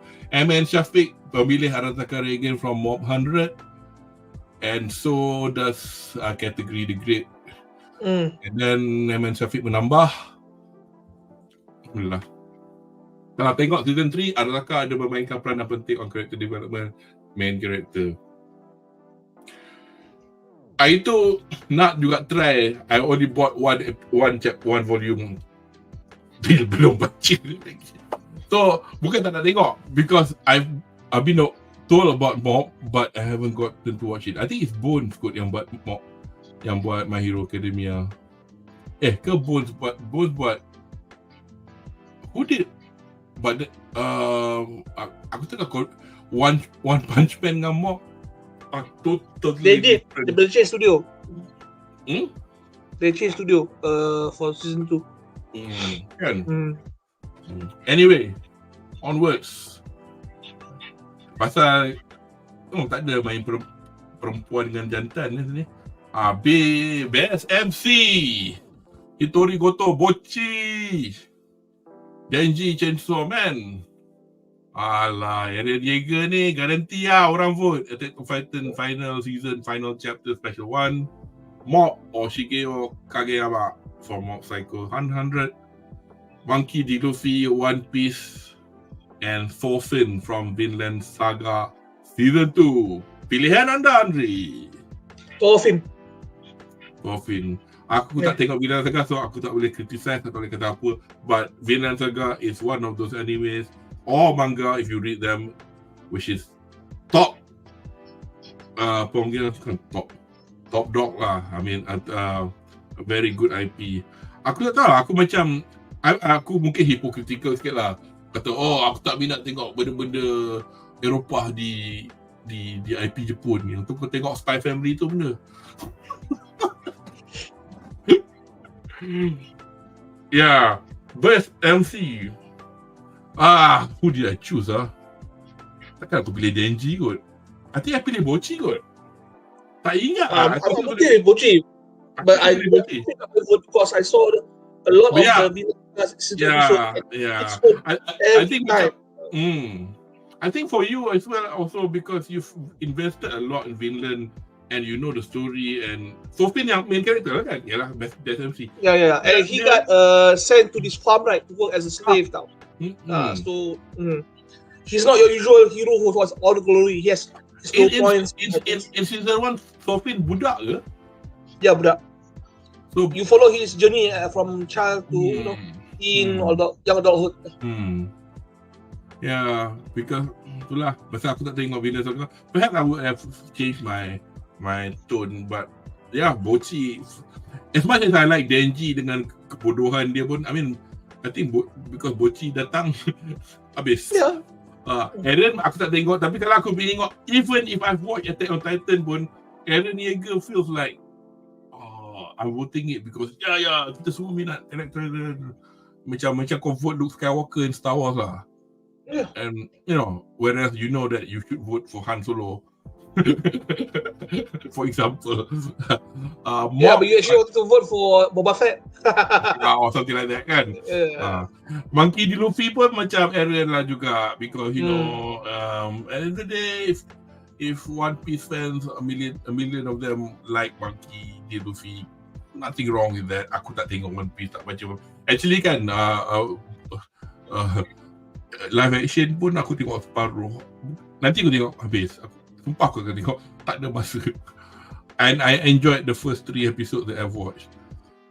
And I do have my manga still, I've not sold it all. So tu dah best main character untuk kami. Sorry. Syafiq ada tambah. Betul lah, Studio Bones for Mob. Kategori memilih Thorfinn dari Vinland Saga. Syafiq memilih Denji sebab vision dan mission dia sangat unik dan berbeza dengan vision MC. Yeah, that's true. VC dan misi dia opai. tak, but dia lain daripada yang lain lah. Yeah. And dia pun macam tu bukan salah dia. Bapak dia mati tinggalkan hutang Yakuza macam bagai makan roti satu keping je. So poor that he had to sell half his gonads, sold his eyeball, sold his something else, I can't remember what else he sold. Kidney, I think. Eren pun berapa kali je, I guess for this particular season, berapa kali nampak dia. So, itulah best main character. Onwards. Best slice of life. This is not everybody's cup of tea. Macam slice of life ni macam umpama menonton, bak kata in English, watching paint dry. Kau cat dinding tu kau tengok sampai dia kering. Atau kau macam kucing tengok washing machine pusing. Tak ada apa pun cerita dia. Tapi untuk aku I don't think a slice of life genre exists outside Japanese animation. I don't think J-drama pun tak ada slice of life. Ada. Aku rasa the nearest nak kata. But the slice of life kan is usually tied to some sort of backstory lah, macam ciptaan the first instant noodle cup or something like that lah, the restoran dari textile or something like that. There has to be some sort of dynasty involved lah. Dia even tu pun akan ada. Aku macam ni, aku ingat buat contoh. Saya ni child of the 70s. Pada anda yang so tua saya, di mana entertainment drama boleh digarap kan kepada siri radio, maknanya kau bukan tengok drama, kau dengar drama. RTM dulu buat siri radio nombor 5 persiaran 1. You know, it stories like that, or cerita macam opah drama. It is kind of slice of life, but at the end of the day, drama means there are events, there are certain things happening. Macam tengok Neighbours or Home and Away from Australia, for example. Ada je cerita dia macam neighbour ni bercurang dengan ni ke, atau anak ni datang. That's not slice of life, that's already drama. That's already drama kan? Slice of life ni, dia macam memang tak ada apa happening. Dia macam dia kalau keon, yelah kita tengok dia orang pergi kedai makan. Adalah slight drama, tapi tak akan menjejaskan. You know, it just goes. It's like okay lah, aku letih lah, tengok lah, selalu duduk tengok happy, cute girls do cute things, for example. So that's okay. Anyway, category dia Bocchi the Rock, Do It Yourself, Horimiya, The Missing Pieces, Insomniacs After School, My Love Story with Yamada-kun at Level 999, dan Skip and Loafer. A bit difficult for me because I am aware of a lot of titles. I've read some of it, I've seen some of it, but the only thing that I've watched sampai habis was Bocchi the Rock. What's your choice from this? I had trouble selecting this category because to me, right, Skip and Loafer, Do It Yourself, and Bocchi, right, slice of lives kan yang terus you know, entertaining for that particular year tau. Or I almost choose Do It Yourself, but Bocchi the Rock edge through by a few margins lah. Because it's more entertaining to me lah. You know, Do It Yourself is inspirational. Bocchi the Rock is both inspirational and funny lah. So it won in the end lah. If you know, Do It Yourself is what a bunch of girls who created a do-it-yourself club after school now. They build stuff lah, cabinets and shit. And then at the end they want to build a tree house for the punya foreign friend before she goes overseas balik lah. So they had like 1 year project. Okay. Pilihan saya adalah obviously Bocchi the Rock, but hear me out first. I did watch Do It Yourself, tapi tahan 2-3 episod je. For some reason, it's not that aku tak tahu dia slice of life. It didn't do it for me lah. There was some clever joke. Cerita ni set in the future kan? Yeah, in the future with those drone yang delivery kan? Kan? Dia boleh naik benda terapung. I mean, it's not like set in present day, tapi cerita dia nampak dekat poster, you ingat cerita sekarang. Tapi one funny thing aku ingat from the cerita, I have to look it up because I remember what it was, but not in pasal nama main character dia. Main character dia Yua Serufu. Serufu tu nama depan dia, Yua tu nama keluarga dia. Yua Serufu. So Yua Serufu in Japan, in Japanese, yourself. So because of the fact when you write it in kanji, your jadi your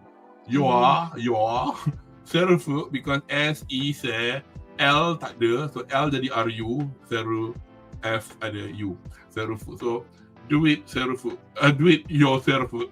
So tapi tak, tentulah cerita dia ada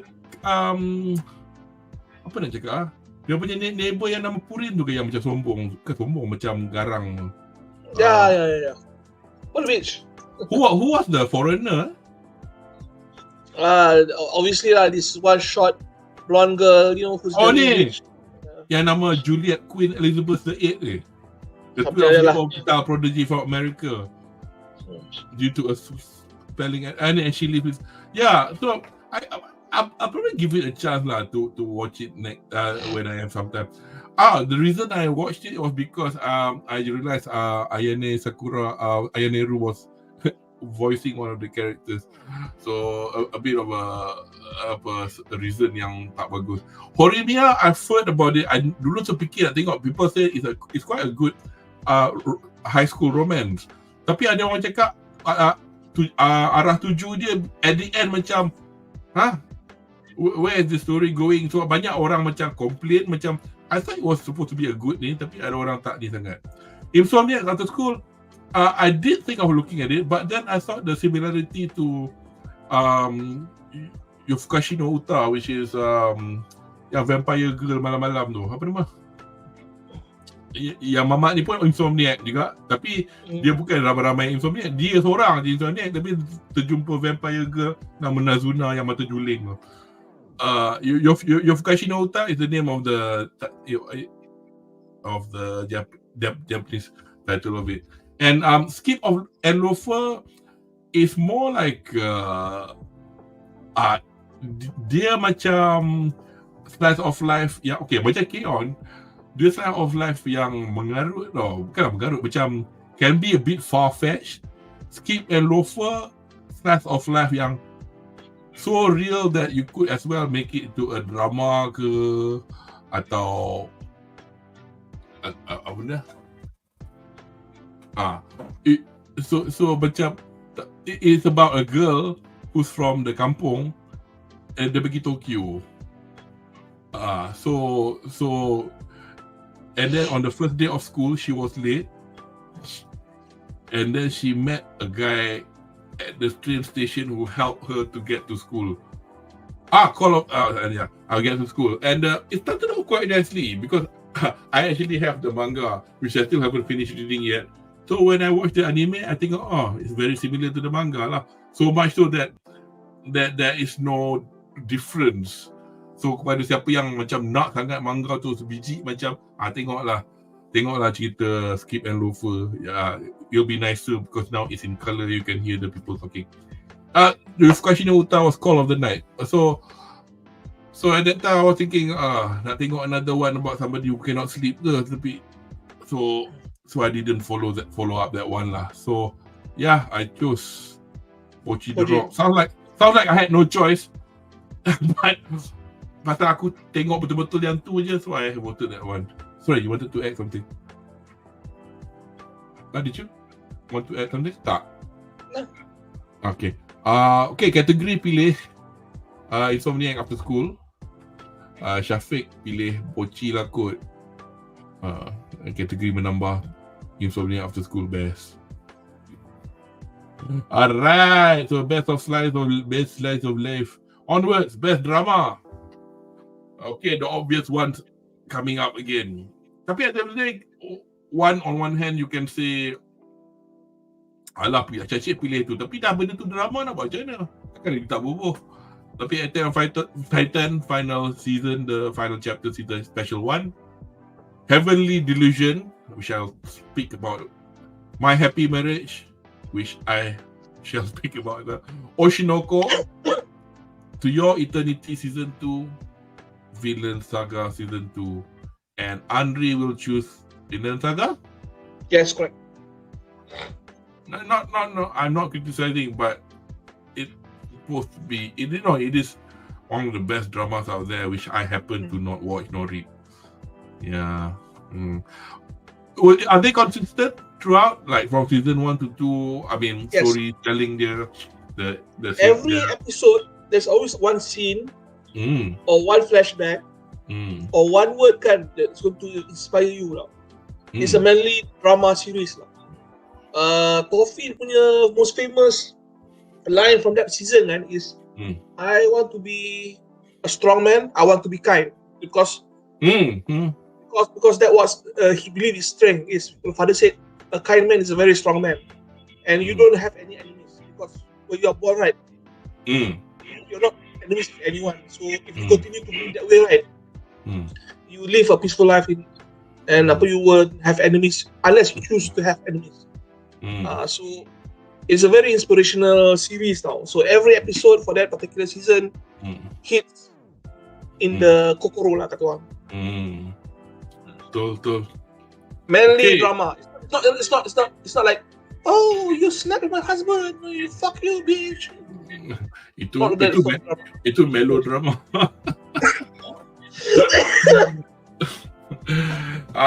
Okay. Now, this is one of the things in which probably kira illustrate lah the point of ada sebabnya kita tak include fall season 2023 pasal recency bias atau bias apa cakap Melayu kalau aku ni bukannya keluar sekejap nak kawak recency bias pasal benda tu kita baru tengok fresh in our mind, because slice of life kalau they include fall season 2023, you'll have free run, mampus yang lain-lain tu. Kalau best drama pun boleh free run lagi, boleh bukan gushing for magical girls. Shit, apa itu bukan drama, itu shocking drama. I mean, there were like a couple of good ones that could easily. Okay, Heavenly Delusion. I saw a bit of it. But actually, I saw it because aku beli manga dia because somebody was describing this. I don't know. Aku macam ni tau. Aku bukan tak nak tengok. Nak tengok. Dah tengok separuh. Tapi macam comes to a point that sometimes when I come back from work, I just want to be happy sikit. Boleh tak? Because I don't have a time to watch a story. Suddenly kawan kau muka potong dua. It's like, I don't need this shit now. So aku ingat nak tengok Heavenly Delusion at a separate time. Because this is a very good seinen about a world. In a world. In the future, where the planet was invaded by the bloody monsters, and then and pretty much habis lah Tokyo desolated gila lah. So cerita ni ada the long and short of it is there was a girl who came to this girl and said, deliver this guy to heaven, and heaven is the name of a place. So they had to find heaven. They're not sure what it is, but they travel. At the same time, cerita ni tunjuk the situation in heaven. Heaven is like a school or institution where they were all children of a particular ability or type. So by the time I was stopped reading it, I cannot tell you more about it. But that's got something to do with the boy. I didn't put it on the cover. Dia macam bakugu sikit, rambut pacak-pacak. So, apa relation dia dengan heaven tu? Adakah dia seseorang yang ada? Tapi cerita ni very well done lah. Typical lah. Macam probably it's like I've not watched played the game Last of Us. It's kind of like two people traveling and the girl is the survivalist here lah. I mean she's clued up, knows what to do in the time travel. So, and it was done by I think Madhouse did the animation at the time when Madhouse kan production IG, but it's one of the studios yang jenis class established studios yang macam dah lama tak tengok korang buat anime. My Happy Marriage was another one, and it looked so good when they showed the trailer. I think we were talking about it even, but again aku nak tengok because cerita ni a bit melodramatic sikit because ada adegan mak mertua ke sister tiri ke apa yang so I'm like, my vote because it reminds too much of apa drama Melayu tau. It annoys me. Oh, so you have an asshole mother-in-law, you have an asshole in-laws. Why can't you just leave? That's it. That's the word. Apothecary Diaries. Imagine if we had recency by Apothecary Diaries masuk ni, mampus diorang all this drama slice of life ni. So bagus juga. So I'm looking forward to see it included for next year. To your Eternity season 2 again.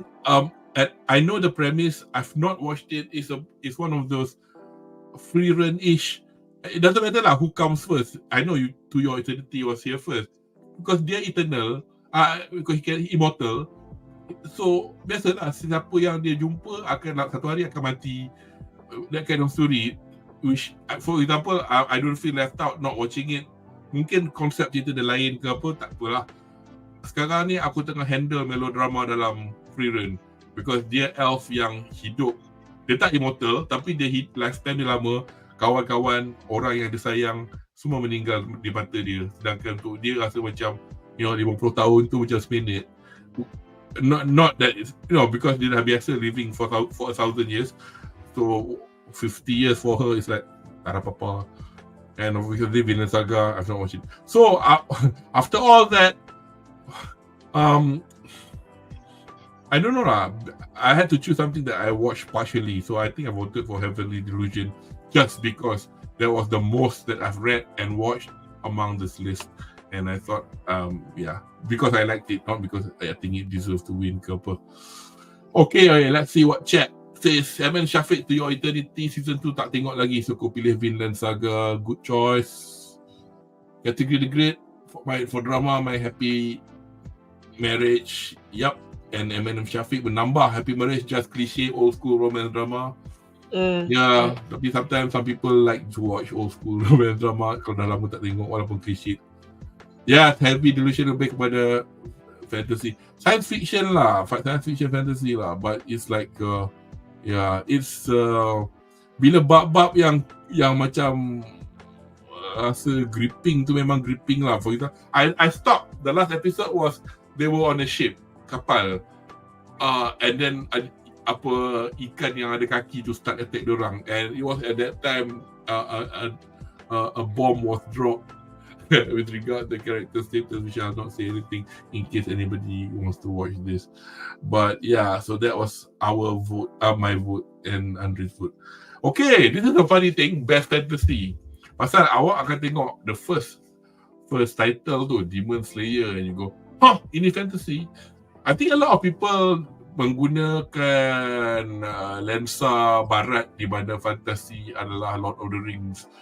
Untuk saya, fantasy is fantasy lah. Anything that's not fantastical kan, everything yang not yang di luar science fiction. Science fiction can have fantastical element. Example kan Star Wars is a good mainstream example. So Demon Slayer is a fantasy because di mana dunia ada demon yang berlega macam ni in real life. Hell's Paradise is similar to that. So tak ada dungeon, tak ada knight, tak ada elf. Doesn't have to be fantasy. Oh, tahun depan punya dungeon, Delicious in Dungeon, penyokong besar. Hell's Paradise, Mashura, Magic and Muscles. Next, Mushoku Tensei, Jobless Reincarnation Season 2. Then Ranking of Kings, The Treasure Chest of Courage. Because of the fact that this was actually a spin-off and it was shown in that period, I think the actual Ranking of Kings was the year before. The Ancient Magus' Bride Season 2. I have not watched everything, but Anri, pilihan anda untuk Best Fantasy. But this was easy. Mushoku Tensei. Best isekai, best fantasy on the list. The rest doesn't even compare, especially Marshall. Come on, man, that's like a diet fairy tale lah. Marshall for me, as much as aku tengok sikit-sikit je. It's fun. It's like a Harry Potter comedy, you know, kind of thing. Because that's one of the things that made me, that turned me off it, because it's like it's so formula dia sangat. I mean, okay lah, tak ada sebiji je. Tapi the fact that you are learning to be a wizard in a castle, then kita dah tengok dan baca Harry Potter, can't help but go to not compare. And then when you compare, then you feel like, can't be bothered lah. Aku nak tengok anime waifu ke apa kan. So macam, Mushoku Tensei sekali lagi, aku apologize kepada diri aku sendiri pasal tak tengok. So I've got a lot to watch lah, because I've not watched season 1, let alone season 2. Regardless of what I've heard about it, cerita dia. Tapi itulah, I'm not disagreeing with your choice. Aku tak akan vote Demon Slayer. Okay, this sounds a bit, I think because I don't like Demon Slayer season 3 as much. That's cool. Because as much as orang cakap, oh banyak demon, banyak fight, tapi aku bab macam, pada siapa yang minat Star Wars, for me Swordsmith Village arc ni seumpama Empire Strikes Back. And don't get me wrong, Empire Strikes Back is a bloody good film, tapi aku sebagai seorang budak 9 tahun masa tu, bengang gila bila tengok aku punya favourite group of people dipecahkan. Like macam Luke kena belajar jadi Jedi, tu Han Solo dengan Princess kena pergi tempat lain, kapal terbang, spaceship dia orang rosak semua. Tapi there is a reason lah for that thing to happen, for that ada character development, blah blah blah. Tapi you are 9. I don't care about character development, I don't care about that. I'm like, tapi seronok lah tengok Star Wars kan, ada Darth Vader, blah blah blah, I'm your father, that kind of shit. But it's the same case because I really miss Inosuke and slightly less Zenitsu because they're annoying. Tapi macam, but there is a development in this arc. It's really important. And I'm not too keen with the next arc either because I've read the manga sampai habis. So this next arc ni macam okay, Hashira training arc. There will be certain exposition. So it's like for me, best fantasy, it incorporates everything lah. Jalan cerita, penyampaian, penceritaan, apa cara dia buat. I cannot argue Ufotable punya work on it is fantastic. I'm not arguing against that. But because of the fact that I didn't enjoy it because we are voting for the season, bukan voting for the series. I'm voting for Hell's Paradise because I quite like it. Hell's Paradise was it's sayangnya sekali dia cliffhanger lah. Manga dia dah habis. So but the thing is, it was done by Mappa. And you can tell certain bits of it you can see they didn't pay as much attention to the making of it as compared to how they did Jujutsu Kaisen. Probably because I can't remember they were showing Jujutsu Kaisen in the same year as well kan. Dia punya banyak benda yang buat dengan tak cukup masa nak buat kerja, nak buat all these titles. Dah lah title best tu. I quite like Hell's Paradise. The concept of it, the power staging, as Munif would say. I mean, the concept of where the power comes from, semua, it's a bit unique lah. It's all based on Eastern mysticism, like and beliefs like Taoism and semua. So lain dari yang lain lah. I guess if I had watched Mushoku Tensei, I'll probably vote for it and probably trying to argue. But yang lain tu tak sangat lah. Ranking of Kings again, aku tengok sikit yang the main series, tapi just to vote on spin-off to say best fantasy, I think because of tak ada fantasy lain last year, not including Goblin. Goblin tu because dia Goblin Slayer was Fall. Ancient Mage's Bride, I know nothing about, so sorry lah if we can't say anything else about it. You got anything else to add? Nah, this one is fully assembled category, if you ask me lah. I'm pretty sure there are some fantasy series that appeared, but they just don't appear because it's not. They want to avoid all those isekais lah, and they just put Mushoku Tensei because it's the best isekai that has been made for that particular year tau. Okay. Aku dah tulis tadi kategori The Great je komen tu kita dah tengok tadi, tapi ada komen daripada Syafiq selepas tu. Aku tak nak tunjuk because takut spoil ke orang, tapi alah, bukan aku nak tidur dengan dia pun. Syafiq pilih Hell's Paradise. Tapi betul lah, masa dia cakap tu aku macam spoil siang. Anyway, so and then category Ancient Magus' Bride Season 2, Gosh, I have no idea what it's about. What is it about? It's about this Magus trying to marry this red-headed girl and try to soften her into his lifestyle lah, basically. Yeah, Magus. Right. Aku nak tengok gambar dia je at the very least. Oh, yang macam macam kambing oh.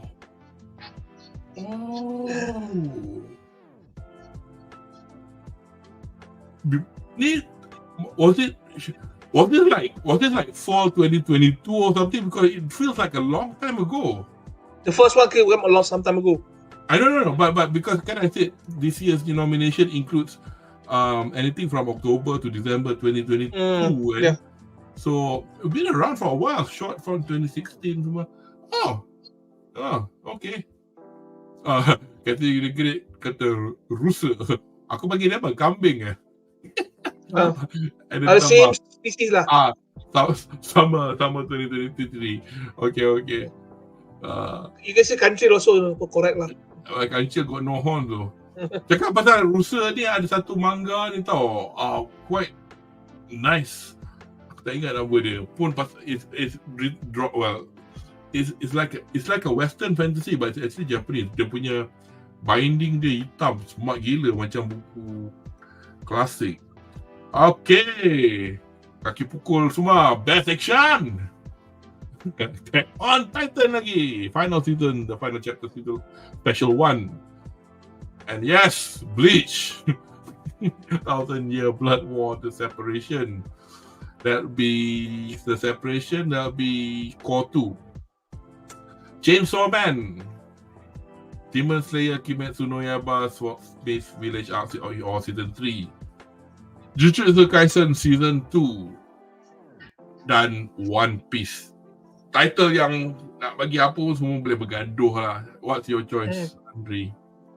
Demon Slayer. Slayer. Yeah. I can't fault you for that actually. Yeah, the fights were fucking good. The visuals were great. That's just what I'm saying. If you want to say the most hype, it's going to be One Piece lah. People talking about it. Itu hype. Hype doesn't mean anything. You know, one man's poison is another man's meat. So, one man's poison is a million men's meat. You know, because I don't watch it. I mean, but it's a bit difficult to be. Kadang-kadang dalam fandom ni ada dua type of orang lah. Orang yang jenis macam still hold on to it, but then you are now 45 years old, holding on to a thought that you've held on since you were 13, and then not budging. So itu kau punya hal lah. But a lot of people, I think, would evolve over the years. You know, you get older. You know, aku macam kecil dulu. Bengang gila. Kenapa Oscar tahun 81 Star Wars tak menang Best Picture? Mana ada wayang-wayang bodoh semua ni? You know, it's like things like that. It's like, yelah, Star Wars bukannya. So susah juga lah. But I'm not faulting you. For me, Chainsaw Man was bloody good. Probably because I've read. Itulah, because susah. Bleach, I like Bleach because I'm really like I'm so impressed that the studio managed to make it better than what it was before. The separation would be the episodes yang mana yang ended with what's his name, glasses, Uryu leaving for Iwah punya group kan. So oh God, I can't remember who I voted for. It'll be between Bleach, Chainsaw Man and Demon Slayer lah for me. But if you ask me now, because for me the one that the top most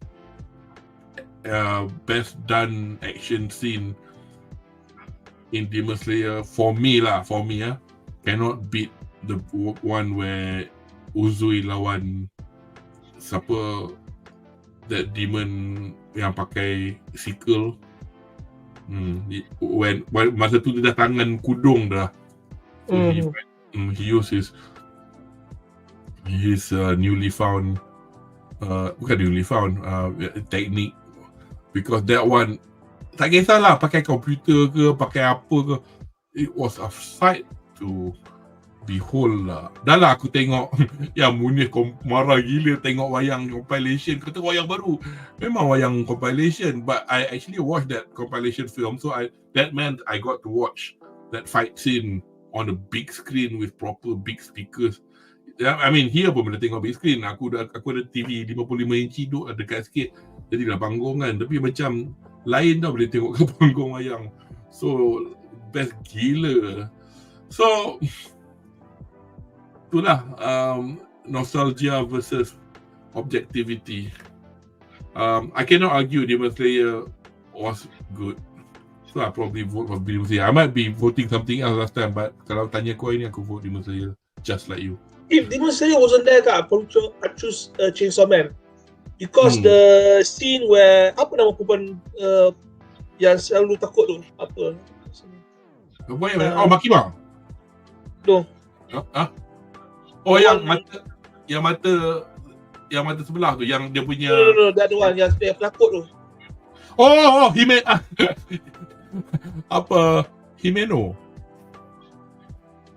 Himeno yang tutup mata tu. Guys, Kobeni ya. Kobeni mamuk lagi. Oh shit, this is that was good. That was good. Yeah. It's unexpected. Yeah, that was despite the fact it was very short. Alone kan. Wow. Okay, apa action. The panjat terulat tu. Okay. Kategori great. Jujutsu Kaisen. Okay. Syafiq vote Demon Slayer. Alright. Okay. Anyway, so that's for best action lah. You know, I'm not saying that all these titles don't have good action, they do, but at the end of the day, when you have people with different you gotta choose one. You gotta choose one, and at the end of the day, as much kalau dari, I don't think they have. I'm not sure whether they're going to have results yang based on fans only ke tak, but there will be based on numbers lah. Kalau kau macam berkatalah kau boleh pakat satu dunia, mari kita kawan-kawan daripada peminat One Piece, kita vote, jangan bagi cara tu lain cerita lah. Tapi you know what I am thinking, they're going to get the votes kan for this particular category, and they're going to choose the two highest votes out, and then the judges will make a split decision between these two. This is how I'm seeing it. Yeah, nanti kita tengok. I'm not sure whether how they. I think they do explain how they're going to judge this, but yeah, the judges will look at it. Best comedy. Best comedy. Okay. No. You wanted to say that? Yeah, something or no? Yeah, because if it's just one vote, it's just a popularity contest now. So the judges will not get involved. Oh yeah, that's why they have the judges anyway, provided they themselves are not biased as well lah. Tapi yalah, they have this popularity contest in a way. Right. Best comedy, we don't have too much. It's Bocchi the Rock. Bocchi the Rock. Number 2, Buddy Daddies, the Spy Family copycat. Mashiro Magic and Muscles, the Harry Potter copycat, which I've not watched, so it'll be unfair. Spy Family, I know it's funny, but anyway, Urusei Yatsura. Now, that's another contender though. And Zone 100 is not too shabby either. And you choose Bocchi. Yeah? Yeah. Have you watched any of the other ones? Yeah. I'm asking if you any comments. I think Bocchi at the end of the day, macam kita dah sentuh lah. I mean, like you said lah, Hitori Goto is the own worst enemy, and I love the portrayal of how she goes into meltdown and blah blah. It's good. The thing was, I watched Urusei Yatsura because as somebody yang pernah dengar IP ni dulu, tapi tak ada chance nak tengok the original ones. So the story is so old that the current incarnation of Urusei Yatsura, pelakon yang jadi Lam tu jadi mak kepada hero tu. Yeah. And vice versa. Pelakon yang jadi the lelaki tu is now his father, you know, because they are still alive. But they bagi chance lah, bagi nafas baru. And Urusei Yatsura, the new incarnation, is done by David Production, the company that makes JoJo. Jokes there are a bit dated, but it's slapsticky and okay lah. If I kind of enjoy Urusei Yatsura more than, I mean, okay, watch it. Don't get me wrong, I like it. I think I voted for Urusei Yatsura this time. I might be wrong, but I think I did. So 100, like you said, dia lawak tapi macam not up there lah kot compared to the other ones. And then spoiled by the fact that, like you say itu kan, bila dia berhenti halfway, dia potong steam. And then nak macam hype tu dah macam turun. Lama benda tu. Because dia sama 2023. And then we have to watch the conclusion at nearly the end of fall 23. But nonetheless, it still was good. But yeah, I gave my vote to Urusei Yatsura for this. Syafiq, Masyura, nice one on Soul's category. And Syafiq explain Masyura punya joke macam One Punch Man punya joke. In my short experience of watching One Punch Man punya anime, I think I can see where you're coming from. Because I think at the moment season 2 dia macam is the current tournament arc kan, dia orang ada exam, if I'm not mistaken lah. So season 2 dia sekarang at the moment for winter 2024. Onwards, best romance, Horimiya, The Missing Pieces, Insomniacs After School, My Happy Marriage, My Love Story with Yamada-kun at level 999, Keep and Loafer, and Tomo-chan Is a Girl. Anri, pilihan anda. I chose Tomo-chan. Yeah, because most of them I don't watch it, except for Tomo-chan. You went for Tomo-chan? Yeah. Besides, I have a thing for tomboys. So, that's my excuse lah. Dia macam ni tau. Aku nak Horimiya atau My Happy Marriage, tapi aku tak dengan ni My Love Story with Yamada-kun at 999 tu nak tengok tau. That's another one where my girlfriend is frosty or cold or whatever it was. Probably that was fall 23 kot. That's why dia tak masuk. Tapi pasal aku tak tengok, so aku tak ada chance. And for all the reasons that I told myself, hey, go watch lah that level 999, because you said you watch that little episode from the YouTube video, you like it, you tengok lah. Tak tengok juga. In the end, I kept gravitating towards Tomo-chan Is a Girl because I started to watch it and I wanted to finish it. Itu pun, I'm still at midway, and it's actually quite an interesting romance in the sense that at first I thought it was rubbish, but actually it's got some heart in it. You know, it's not just a stupid comedy about girl ni nak pakai seluar ke apa. It's actually quite good because the dynamic between the three of them kan, the childhood friend what was the name of the girl yang rambut biru, dia baik dengan the guy kan, bukan Tomo-chan ke, dia baik dengan dia baik dengan everyone, cuma dengan the boyfriend tu je. But she used to like the boy kan. She used to date dulu. Yeah. Used to date. So it was like that. You kind of find out the dynamic of them later. So cerita ni bukan, it's not like a stupid story lah. So it's got something to go on. I think that was what made me tengok lagi lah, tengok something wrong. So it's like I'm choosing Tomo-chan just because that's the only one I watch properly. Half properly pun. Because aku tak habis lagi. You know, as much I can tell myself, aku rasa My Happy Marriage tu lagi but you know, yelah, aku cakap sekarang pasal aku tengok animation je dari trailer. Tak pernah tengok lagi, tak tengok lagi dia punya drama pukul 7 punya, you know, shenanigans. And again, Horimiya was supposed to be good and people say it was crap, but anyway, let's see what we got for chat. Category went for Tomo, and Shafiq Pikil. Drama pukul 7 Happy Marriage. See, I'm not going to kutuk you, but you know, I'm sure it's good. But I even got those two the couple there on the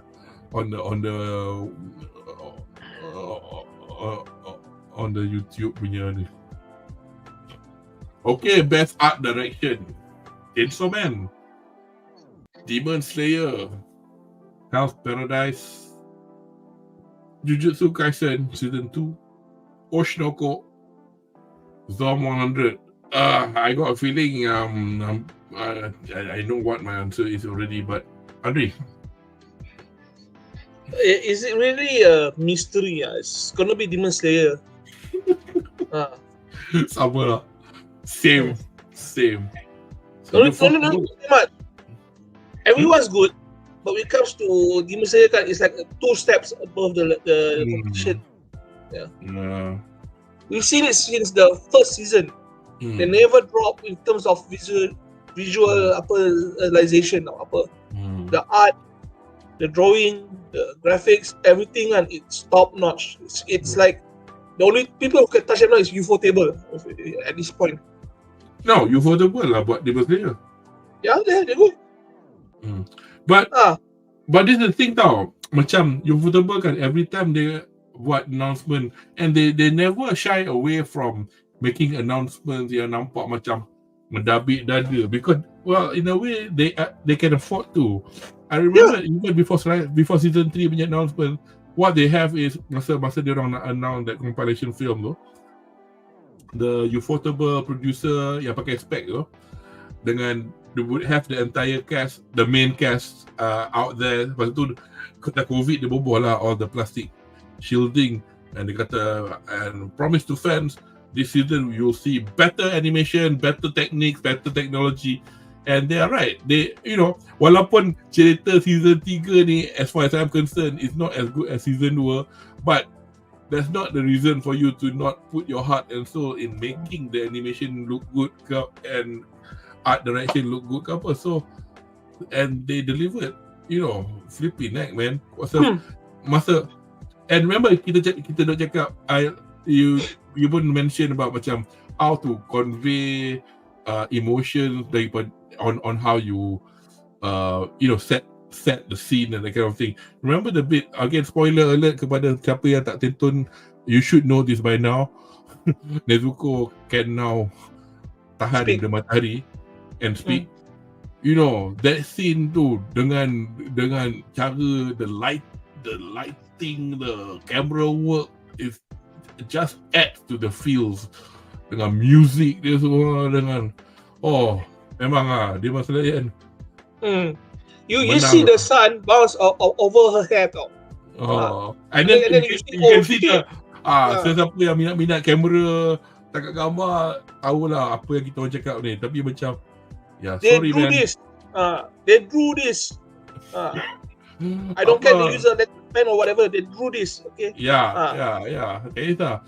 Apa tahu, aku punya experience dengan Ufotable a long time ago was this adaptation of a game called God Eater.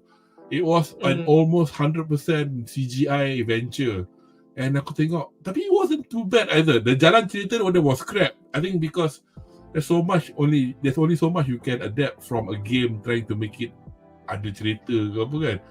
Yeah.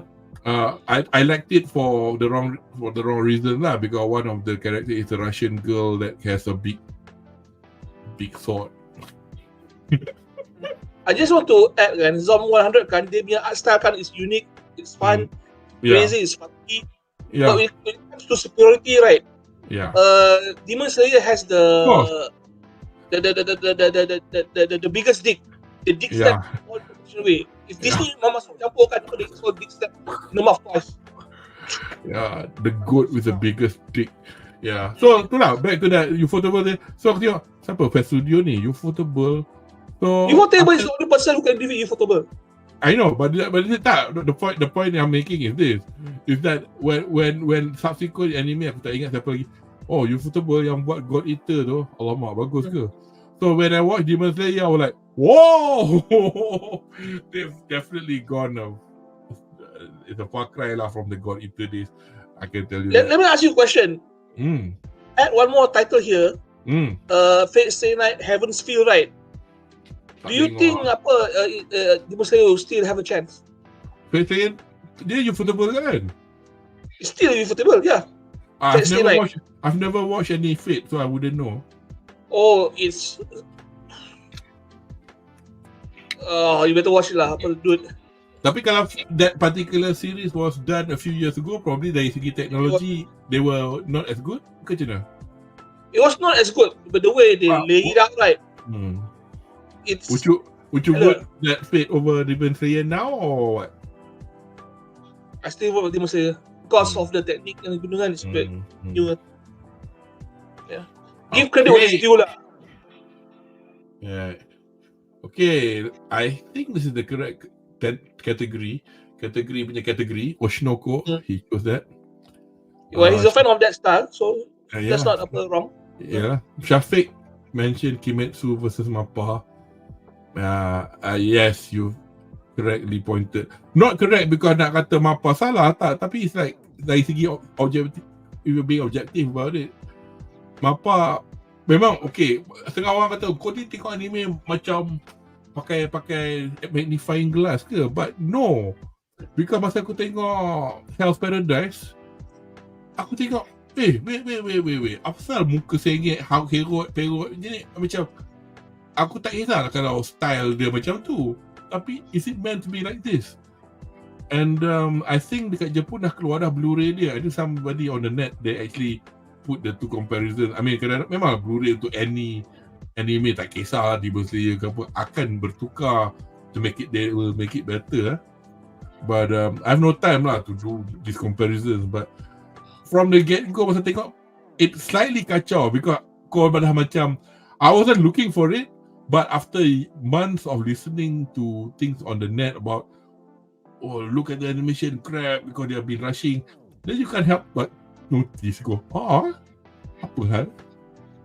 And let's see, Nezuko dengan Ichigo Kimetsu punya version. Nezuko kan Ichigo Kimetsu. Okay, faham. Okay, right, onwards. God, we're 2 hours already, man. Best cinematography. Ada Demon Slayer? Yeah. Sorry, you know my vote. Chainsaw Man, Demon Slayer, Heavenly Delusion, Jujutsu Kaisen Season 2, Vinland Saga Season 2. Dan kami berkata Demon Slayer. Yeah. You know, I almost choose Vinland, but in terms of cinematography, right? Come on lah. Yalah. Demon Slayer. Nothing else to say lah. Kita pun dah macam wax lyrical on Best Art Direction, which already involved. I guess Best Art Direction kalau dalam segi kita bincang dengan filem, we can talk about how they did I don't know, matte painting ke apa, if they do matte painting these days. But these two categories are based on presentation, so it's basically more or less the same thing now. Yeah, cinematography, I guess dari segi macam how the shots were done lah. So obviously in animation you don't have an actual camera, but you as a director, you know, when you do your storyboard, when you do your storyboarding, it's pretty much telling people how the camera shot will be like. So essentially, best cinematography will probably equivalent to best storyboarding lah. But yeah, Demon Slayer, sorry lah. I mean, I like the fight in Chainsaw Man. I've not watched Attack on Titan. Heavenly Delusion was actually quite good as well, in the sense macam any of the attack done by the monsters, you know, the way that they the way that they storyboarded it, and bab macam ikan yang cakap ikan ada kaki naik kapal tu, you know, it's not just a straightforward gambar straight je, gambar dia angle herok sampai smart juga lah dia buat. Tapi yelah, we go by what we like. So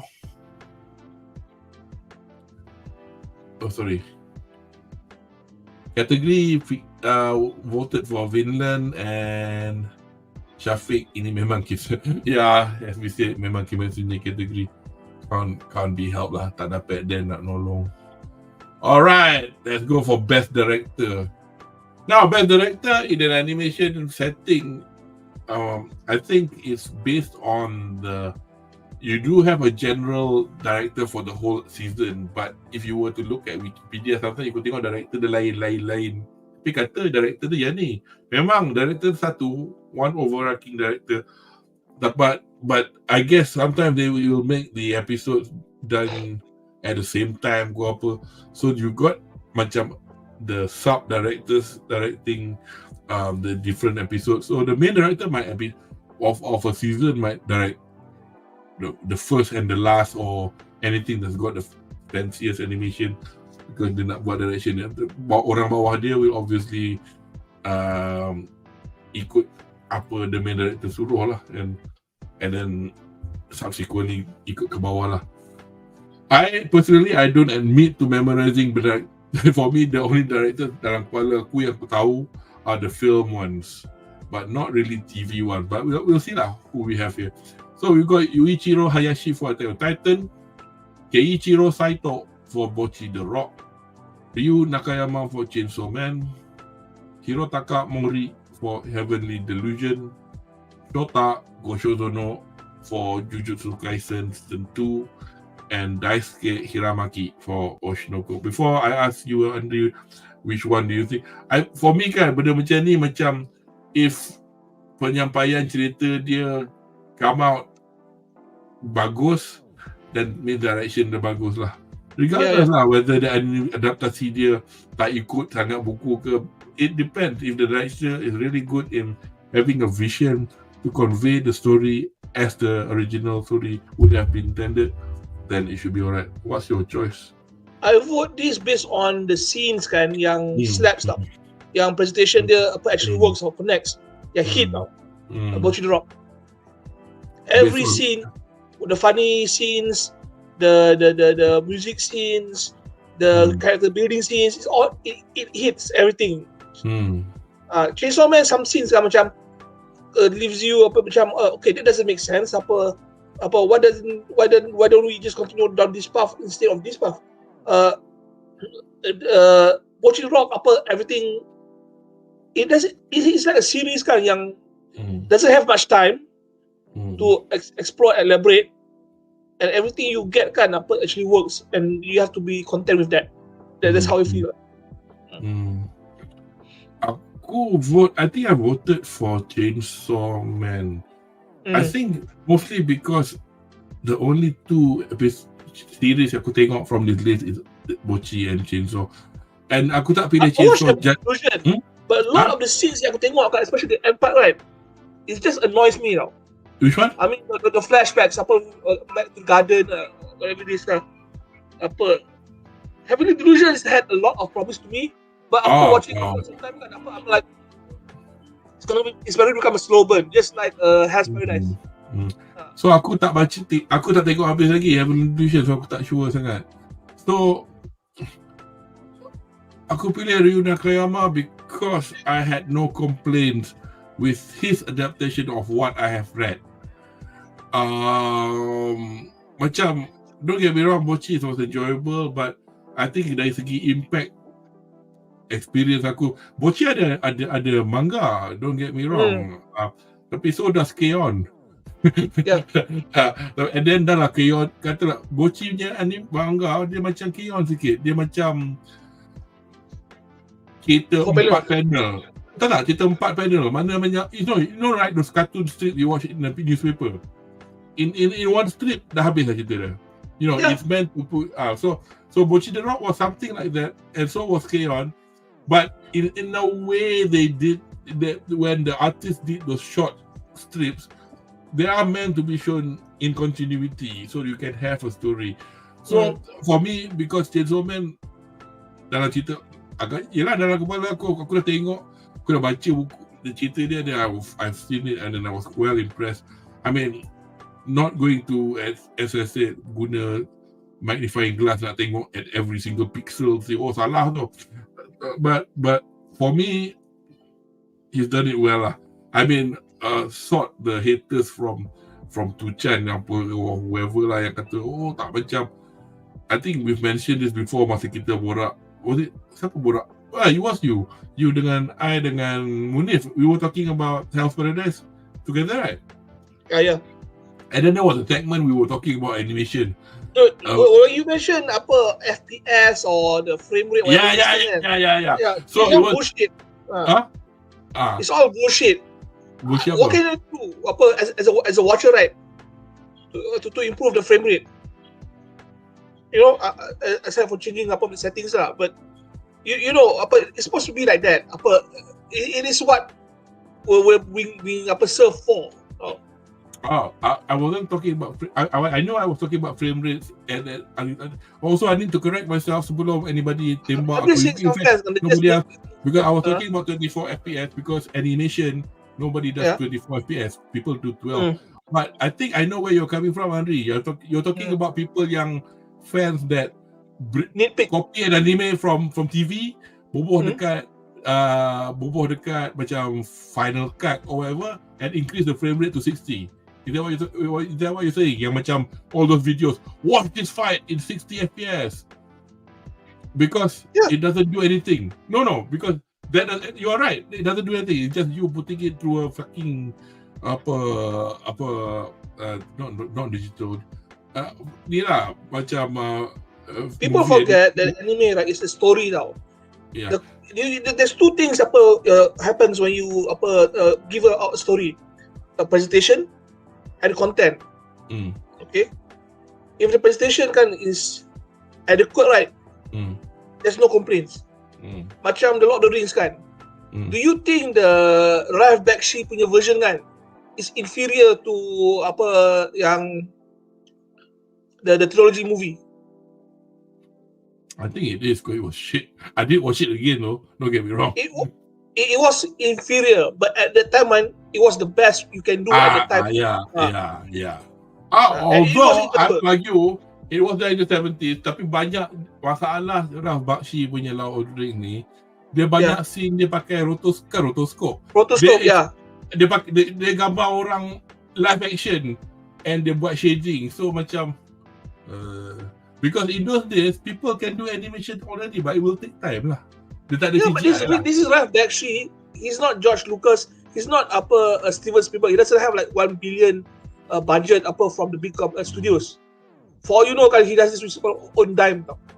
But Ralph Bakshi's other famous work wasn't. We don't talk about it. Anyway. But anyway, back to what I'm trying to say about the animation. I wasn't talking about FPS. What I'm trying to say about adaptation of Chainsaw Man is because of the fact that the particular scene that people were trolling about was the beginning scene in the warehouse where Denji fought against all those zombies. Masa tu ada the zombie devil. And then kalau aku tengok dalam manga, the scene culminated in the 2-page basically he was at the top of a pile where all the zombies were all around him. And yeah, I'm sure a very good animation studio may want to animate with every single thing to draw those things. But the director chose a different way because they chose it. Dia lari potong. I mean, it didn't look bad either. So, you're fair enough lah. Ada orang nak grab. You didn't draw it like that. But, it wasn't like dia macam lukis the lawan satu punya zombie. There were loads of zombies, but it's just that he didn't draw it the way that Tatsuki Fujimoto drew. I mean, that's the thing that I was on about. Right, Kaki the Great, Best Director, he went for Vinland. Sorry, this is the wrong category. Wrong category. Is it this? Which one? He went for Attack on Titan, Yuichiro Hayashi. And so does Shafiq. And Shafiq category menambah AOT sebab director tak buat Aaron Coward sangat. Dan dia buat karakter this thing I heard. Dia macam ubah-ubah Dia macam dia buat lain sikit. Because tak salah aku, might be wrong here. Bukan Isayama macam ada more involved ke in the last bit? Aku tak ingat lah, tapi But yeah, I've heard about this bit about the orang tukar. Okay, so that was us and best director. So sorry, what did you choose? You chose Bochi and I chose Chainsaw Man, and we've got AOT just now. AOT from the guest lah. Character design, best character design. Reka bentuk. Ini karakter. Okay, Chainsaw Man, Demon Slayer, Kimetsu no Yaiba, Even Thoughts Village Arc, Hell's Paradise, Jujutsu Kaisen Season 2, Oshinoko, Trigun Stampede, which is actually was it a reboot of Trigun or was it a continuation? I can't remember, but people were talking about it. Unfortunately, I've not watched the Netflix punya version, the reboot. Aku sebelum kita nak tanya Anri, because for me lah, character design in animation ni, unless it's an original anime, susah sikit nak macam, it's like basically it's the mangaka that designed the character to be that way. Dari segi animation, in my understanding, is when a character designer will look at the source material and interpret it in a way that the director wants it to be, or the designer wants it to be. In the sense that he wants to make it better or make it look exactly the same, or depending lah arah tujuan ke mana. Because one example I need to mention is di bulan I think fall season for this year 2024, we'll be watching Kaiju number 8. And a lot of people, when they first showed the anime characters, were really not happy because tak sama. Dia tak sama sangat langsung. Dia macam lain sikit lah. Macam mungkin dia kata muka dia patut 4 segi sikit, but for me who've not read the manga, I feel okay lah tu. It's like watching somebody who's acting and then tries to look like something. Boleh lah tu. I mean, you can't expect. Boleh lah juga cari somewhere, tapi the person might not be able to act, for example. So character design untuk anime ni, at the end of the day, rasa macam it'll be a nod to more the mangaka, in my opinion lah. So what's your vote for this one? I voted for Hell's Paradise. Even though the main character kan looks dull and generic to me, the other supporting characters kan, they look very, very interesting, very, very well designed, especially the female. I'm probably going to sound obvious here. I voted for Chainsaw Man, but the reason I was waxing lyrical all the way just now was, at the end of the day, apa yang kita tengok dalam Chainsaw Man tu hasil ilham Tatsuki Fujimoto. But the character designer for the anime did a good job to make it. I mean, you have to bear in mind the style of the animation, our characters drawn in the anime isn't drawn the way of how, I mean, Munif was mentioning this very on point. Dia cakap pasal stroke. Kan? Kata macam Lat, take for example, Datuk Lat. Saya pada anda yang muda mungkin kita tanyalah your father who Datuk Lat is, if you don't know who he is. Dia sekarang dah jadi pelukis diraja. The title bestowed upon him by Tuanku Sultan Perak.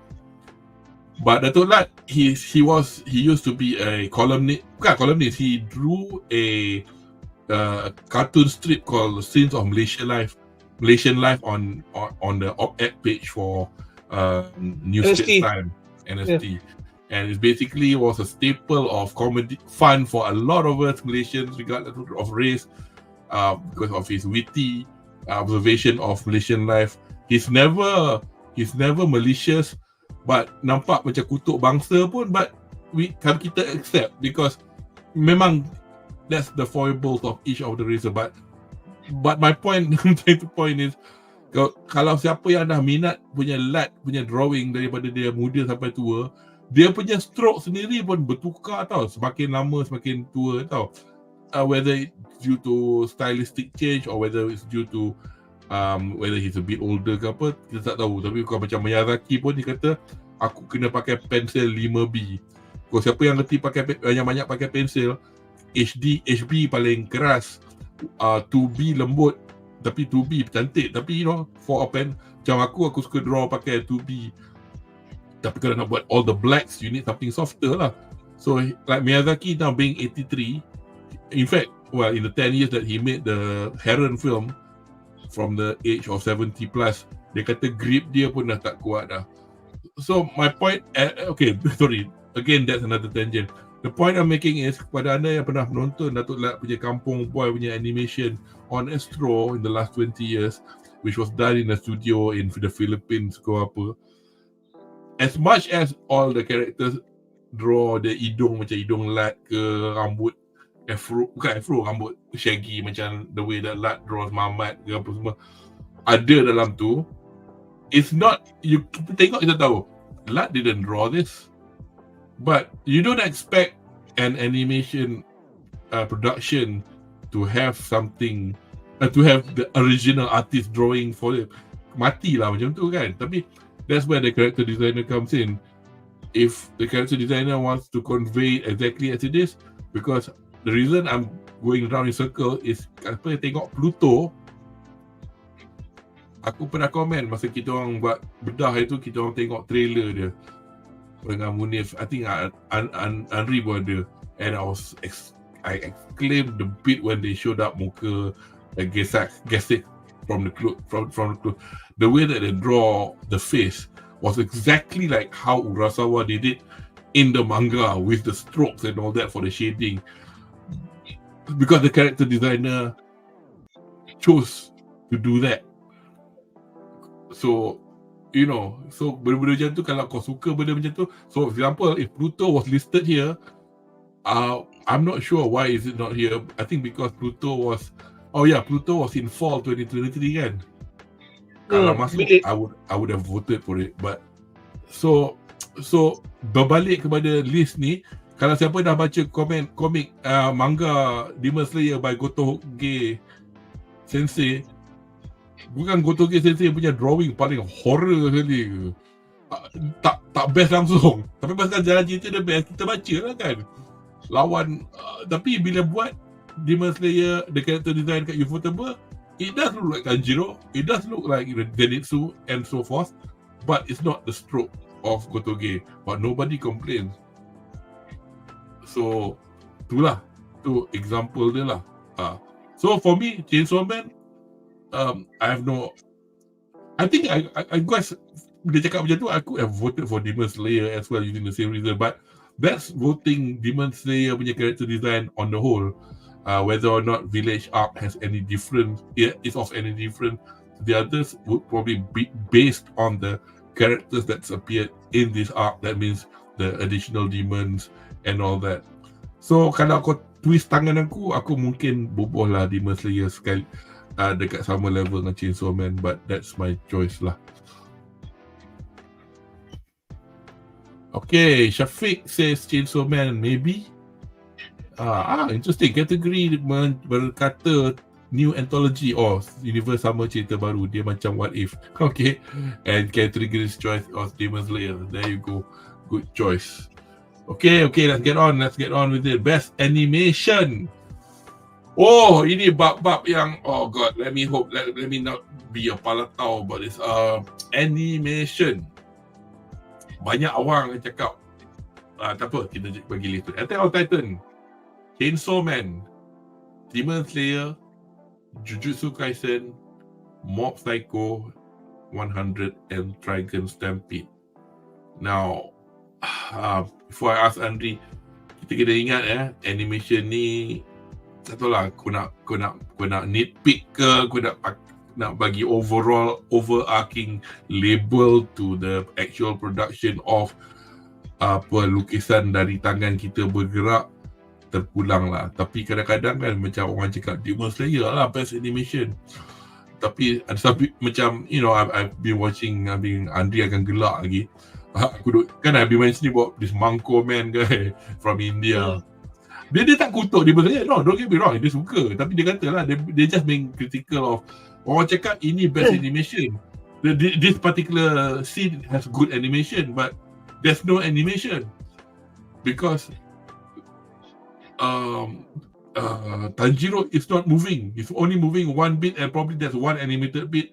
Everything else is the computer graphics moving on top of it. So, but then again, you could also argue, but then that's the animation juga, because that person just pakai komputer instead of pakai lukis dengan tangan. So, sudah lah, kategori ni nak pakai kategori macam mana kita nak ni. So, whether or not they've got an actual list of what you should look for, but yeah, what's your choice? What do you think the best animation? Although I would fault you if you say Demon Slayer, because as I said just now, it's a simple choice lah. It's the big dick guy, Demon Slayer. Yeah, I think I probably voted Demon Slayer as well. But itulah kita. If for example ini orang cakap, biarlah, tak kisah. Kau sim Hayao Miyazaki, kau kan cakap macam tu. Katalah the Heron punya cerita tu was included in here. I probably would have. Is included apa? The Boy and the Heron? Apa pun one? Because it's Ghibli. No, it's not yet. It's different. No, it's not. Oh, you mean? If it's inside. If it's inside. Because Boy and the Heron. If. But it's not. But it's not. But, yeah, I'm just saying. Kalau lah. It's two different animation styles. But if you choose the superior animation, I'm going to give it to the Ghibli. Bukan dia buat dengan tangan. It's no contest. Dia macam ni lah. Kau compare nasi lemak mak aku buat dengan McDonald's buat. Macam tu je lah, for example. So, tapi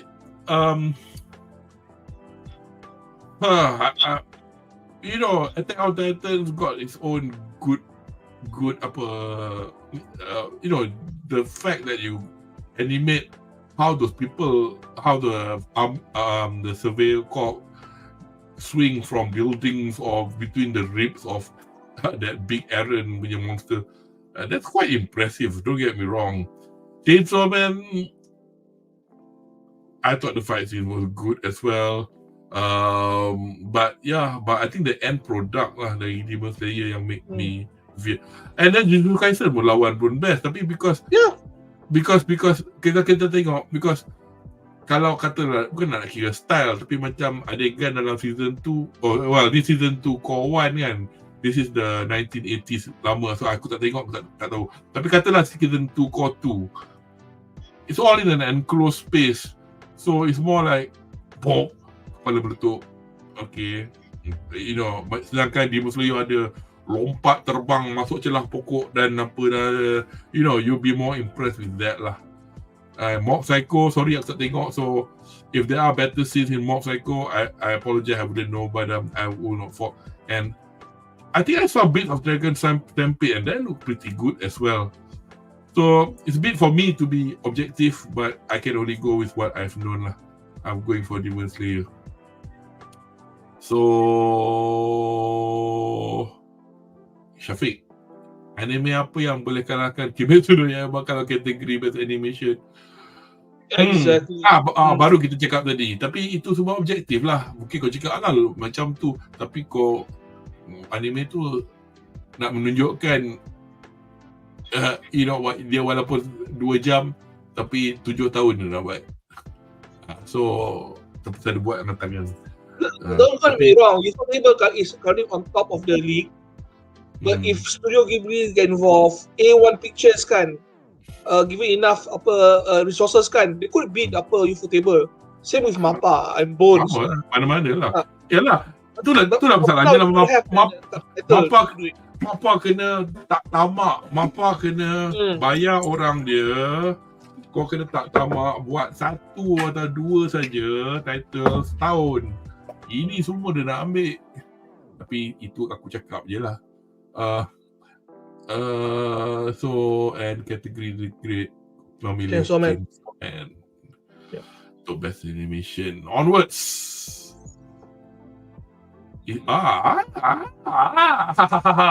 Ini menarik, best original anime. lah something different. Tak agak tengok benda sama listed. Akiba made Senso, Medo Senso atau Akiba made Walk. Birdie Wing, Golf Girl Story Season 2. Buddy Daddies, Do It Yourself, Mobile Suit Gundam, The Witch from Mercury, dan The Marginal Service. So you give us what you think while I look up what The Marginal Service is. I have no idea what it is. So what's your choice? I choose Birdie Wing. Was it good? Yeah, it's about girls and golf. Tapi dia cerita serius kan, dia bukan ecchi. Aku ingat dia buat ecchi tau mula-mula. It doesn't try to be ecchi, but it is, stimulating. Yeah, girls play golf with, dude. How can you make it wholesome? Okay. Pilihan saya adalah Akiba made sense too. I think because let me get it. I don't know whether how much where you can watch this in Malaysia. I think Muse tunjuk kot. Tapi dia pasal a bunch of maid dalam maid cafe di Akihabara Tokyo. Cerita yang typical cerita Yakuza. So Yakuza punya group ni lawan Yakuza group ni, tapi instead of actual Yakuza men with tattoo, suit, botak, potong orang, tembak, kau ganti lelaki tu dengan perempuan cute-cute, tapi tembak kepala meletup semua, potong tangan semua, baling lembing semua ada. So and then character dia mati, tak mati pun maim for life. It's that kind of story. Gritty juga lah, tapi kau macam, kau boleh buat cerita macam ni gompak sel. And there's not going to be a second season. The cerita was concluded. Beautiful. 12-13 episodes. If you get a chance to watch it, I think I've waxed lyrical already before. So because I enjoyed it very much, and so that got my vote lah. Saya nak tunjuk ni sekejap.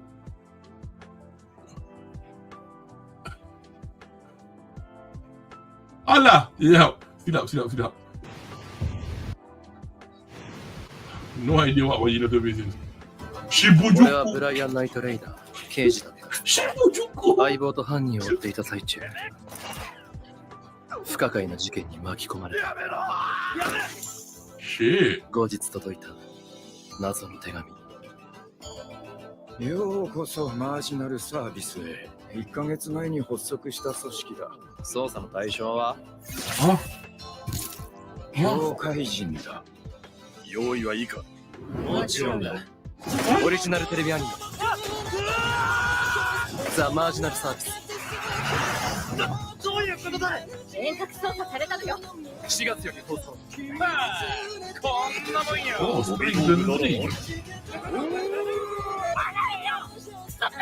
Haram tak nak dengar sekian. 大丈夫そうだね。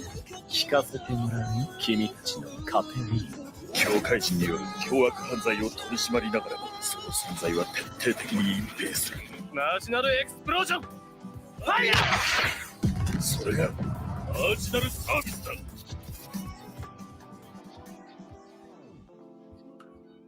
Well, it feels like a Fire Force meets Alien Hunter or some shit.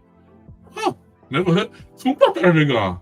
Tapi it looks like psychopaths with guns. Actual guns. It looks like psychopaths with actual guns. How is it like psychopath though? You got a motley group of people working for this unrecognized branch of the government.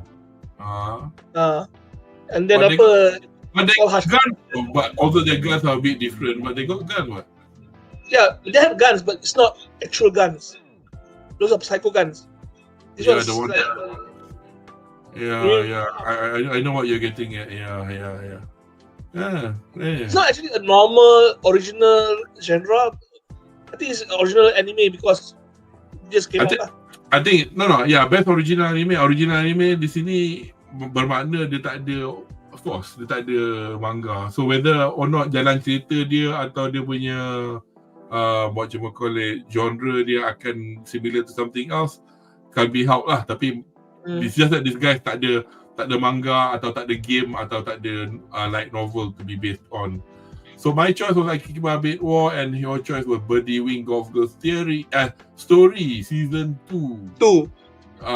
So category voted for Akiba Bait War, and so did Shafiq. Kategori menambah, dia macam Power Ranger tapi pakai pekerja you're talking about marginal service. Dia macam Power Ranger tapi pakai kontrak, pekerja kontrak suit.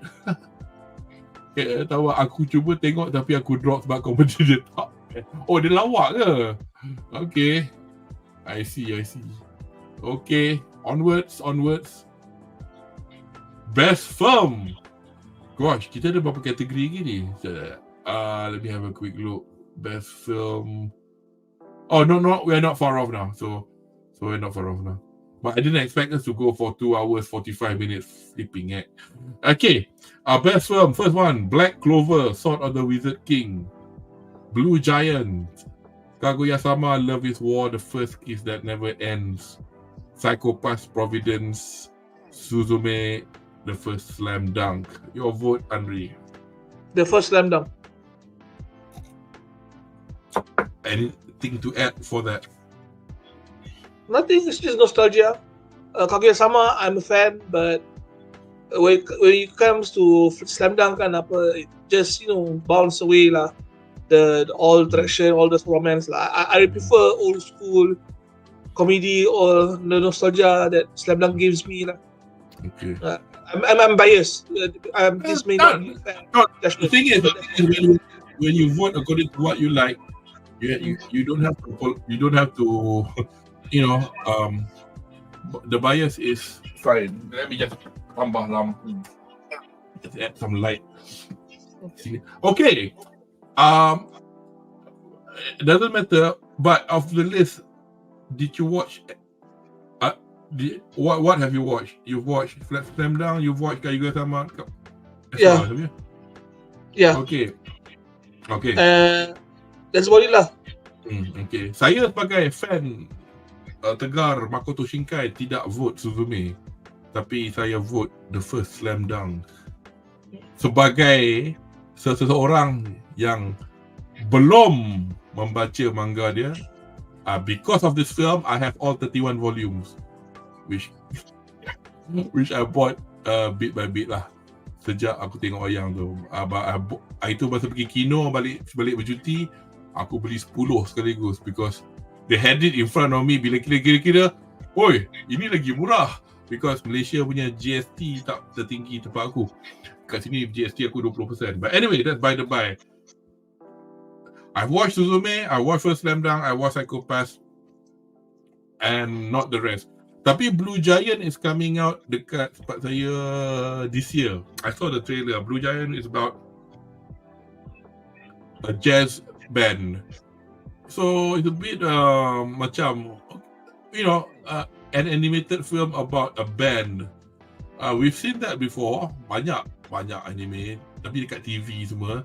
Tapi it's one thing lah to somebody who I play some music, so aku suka bila tengok macam orang animate bila main betul, chord betul, fingering betul kat piano semua, as opposed to Mickey Mouse punya ketuk-ketuk kan. So from the trailer, I thought it looked really good. I'm not too sure siapa director dia, but before I add anything else, Psychopath I watched because I've watched the TV anime, and it was just like to finish it off after watching it. It was good, tapi macam tengok a big a TV episode of a series. Okay, and now why did Suzume get beaten by The First Slam Dunk in my list was because as much as I didn't read or aku recognize the good thing about Slam Dunk as a sports anime, but this was a story that just show you one match, and it's got a story, and it's like gripping. Kau nak tengok, kau macam asal kau tengok wayang orang main basketball satu match. Dia start dengan match tu tau. So, and the director is the mangaka. Takehiko Inoue himself directed it. So, it was fantastic. Mampus pi lah orang cakap dia bukan rotoskop. Dia pakai motion capture. Dia pakai mocap. That's why it's very fantastic. You know, bila orang baling basketball tangan semua macam tu, semua tu. Okay, it looks too realistic for it. I mean, bukan orang tak boleh buat, boleh. Tapi 8 tahun aku nak buat. Tapi I didn't care. It was so beautifully done. So, untuk aku, bila tengok macam tu, best film. Because Shinkai, the other day, aku suka dia ke apa, kita tahulah, kita cakap belakang dia, kalau kita kenal dia, the man that makes the same movie again and again. You know, berapa kali kau nak tengok langit warna ungu, biru, kuning dengan komet. You know, semua filem ada scene tu. Sampai kau cakap, and then it's going to be a romance anime. Orang cakap, the next film after Suzume pun romance juga. So, okay. So, yeah. Hands down, man. First Slam Dunk, Takehiko Inoue. And then somebody said that, hey, kau tengok the original anime, Anri? The original Slam Dunk anime? Slam Dunk, yeah. Did habis kan? Huh? The anime dah habis kan? Dia tak ada macam... Anime dah habis. The manga went a bit further, but stop already lah. Because when I don't know, I mean I'm a keen follower of Trash Taste, the podcast from Japan, and they were saying lah benda-benda macam one of the chapter tu tak ada dialog langsung, very well drawn semua.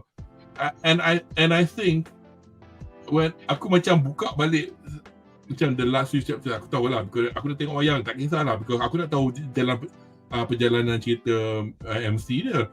Tapi macam a lot of the last bits in the manga is in here, so he didn't exactly explain it in like in press conferences or whatever, but it's got elements from it. And the best thing about the first, okay, as I said, I've not seen.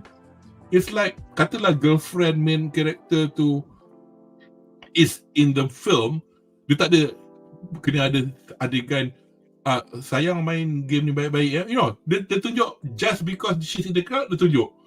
Dia macam assume kau dah tahu lah cerita ni, kau dah kenal lah karakter ni. So aku suka wayang macam tu. And just tambah lagi tu, this is not about the main character, which is Sakuragi nama main character dia yang tak betul tu, yang kena reject dengan 100 perempuan ke what the fuck. It's about this other guy yang pendek, yang rambut kerinting, yang masuk lambat tu. And he's the main character. And he's nombor 7 kan. And he's the main character. Aku keluar dari panggung tu, aku macam melelong macam, oh best sial cerita ni. Why do you think I bought 31 volumes of a manga? Flipping that if I wasn't impressed by that. If I didn't vote it best bakar lah manga tu. Anyway, sorry Imo. Kategori Suzume, no problem. Mana dia? Kategori memilih Suzume, and Syafiq memberi Black Clover. Yeah. Okay. Kita nak kena cepat lah. Kita nak pergi habis. Best New Series: Bocchi the Rock, Chainsaw Man, Heavenly Delusion, Hell's Paradise, Oshinoko, Zone 100. All good titles for this category, but you go first. Aku tak ingat siapa aku vote. I'm going to choose Zone 100. Best new series because going forward, I think people look forward to see more of Zone 100 once more they cover more on the source material lah. Pasal apa tau? Macam aku harap lah apa nama film, Bug Films ni. I don't know what the problem was that made them into short hiatus. Tak sebut pun. Mula-mula aku risau juga because mula-mula they did have help from Shaft. And then suddenly episode 4, Shaft punya nama tak ada. But then again it could be, okay, we help you first because you had some problems, but then I don't know what the problem is. Okay, from best new series, I think this is pretty much just a category of recently released IPs out there that's introduced in the anime punya scene lah kot. So you're not gonna put Bleach or flipping One Piece in this category. And there's quite a lot of things that's been around for ages, like Jujutsu Kaisen and season keberapa. So I think these are like the new ones. The manga or the light novel might have been a while back, like Hell's Paradise pun dah habis, for example. But then there's a few titles out there that I've noticed yang orang dah mula macam Hell's Paradise probably has one more season left of anime production kalau nak buat. Or two. Because looking at the pace that they make for season 1, it's basically 1/3 of what the manga was. Kau manga tak banyak, 13 je. So macam everything is got good thing going for them. I went for Bochi because I mean it was for me. So you think Bochi has a new season in store? Yeah. Oh, okay. Good lah. But I don't know. I mean, I don't think they could finish it just like that. But bearing in mind, it's like watching K-On! Season 2 lah. Faham tak? Yeah. But for me, I'm not basing my decision whether or not what's going to happen in the future. I'm going to base for which one of the title tickled my fancy, because you know. So yeah, it's just that. Itulah. Because Oshinoko kan macam as much as I started off by clowning on it macam oh cerita ni pasal isekai paling pelik sial, betul doktor tu mati, betul keluar jadi anak dia, betul rupanya cerita dia itu just the first episode. Cerita dia is actually a revenge anime, revenge story kan, tapi macam itulah I only watched it you know what stopped me from watching it religiously to finish it, because aku rasa it's a bit of aku kena endure as opposed to lepak and enjoy tau. Pasal apa tau, Oshinoko ni dia banyak explanation, which is fine because manga dengan anime banyak konteks yang suka explain in certain thing, especially when it comes to, because not many IP in Japan, I mean IPs in the manga/anime punya konteks yang macam memang kita tahu pasal Idol, we've watched Idol Master, we've watched Bang Dream and that kind of stuff, but for them to actually spell it out, like dia kata kau sebagai pelakon dalam sok media kau kena macam ni, they have to spell it out supaya it's like also macam tengok documentary lah, macam tu patutlah dia asyik kena kecam. So bila tengok tu semua nak explain, and then the protagonist nak being so Machiavellian to, because he really want to find who killed his mother, right? But which is fair enough, but pasal tu dia manipulate everybody, adik dia, kawan dia. So aku macam okay, relax nanti sekejap. So sampai sekarang tak tengok lagi. So aku tengok Bochi dah, aku seronok, aku gelak, aku beli Android dia. Yay. Okay. Satu je, category degree, I think Afiq dah tidur. Hell's Paradise. Yup, power to you, mate. Hell's Paradise is a good series, don't get me wrong. So it'll be quite interesting to see what happens in season 2. Right, a best continuing series. Yang ni saja je nak bubuh. Attack on Titan, Demon Slayer, Jujutsu Kaisen, One Piece, Spy Family, Vinland Saga. Sebelum aku nak tanya kau kan, so macam mana nak vote ni? Nak vote this, I know these are all continuing series, but to vote on what they have shown this year or the overarching IP, aku pun tak tahu. But what do you think? Just for that particular year. So what's your vote? Vinland Saga, easy vote. Vinland Saga. It doesn't have much action compared to Demon Slayer, but in terms of story kan, it's top notch. It's like a 2 levels above every the competition. Demon Slayer. Sorry, Vinland Saga. Sorry. Aku tanya aku vote apa lah. Mungkin aku vote pasal aku kesian kot. You know how many times I cried watching Demon Slayer? 1 time. How many times I cried watching Vinland Saga? 4 times. It hits. I got a feeling I could vote Spy Family. Aku rasa lah. Sedangkan dalam hati Demon Slayer, but either way I'm easy lah. Spy Family or Demon Slayer. I've not watched Vinland, not read One Piece Jujutsu lagi lah dengan Attack on Titan. So yeah, I think based on this category kan is very misleading because in terms of popularity kan you can choose One Piece because it's the longest here. And when it comes to like Spy Family, and this is most popular for this particular past few years now. So a lot of people can probably be split on this. Actually kan, using a more rigid way to look at this, macam kata lah aku betul-betul nak ikut apa yang aku dah tengok this particular year on these two Spy versus Demon Slayer. Ni season 1 core 2. Season 1 core 2 actually Spy Family is quite good. Tapi season 2 Spy Family aku macam got a bit tired. Walaupun as much as I like Anya and all that, as you can see bedah buat 2 kali je. Walaupun we did cover the whole season. So yeah, again I can't decide between Demon Slayer or Spy Family. Yes, kategori The Great sebut Vinland Saga. Told you. And I think Shafiq HP was for the previous category because he wasn't. They pilih Hell's Paradise for Best New Series, and he went for Vinland Saga again for Best Continuing Series. Thank you, chat. Thank you. Onwards to the final, most important anime of the year. Boji the Rock, Chainsaw Man, Demon Slayer, Kimetsu no Yaiba, Village Arc, Jujutsu Kaisen Season 2, Oshinoko, dan Vinland Saga Season 2.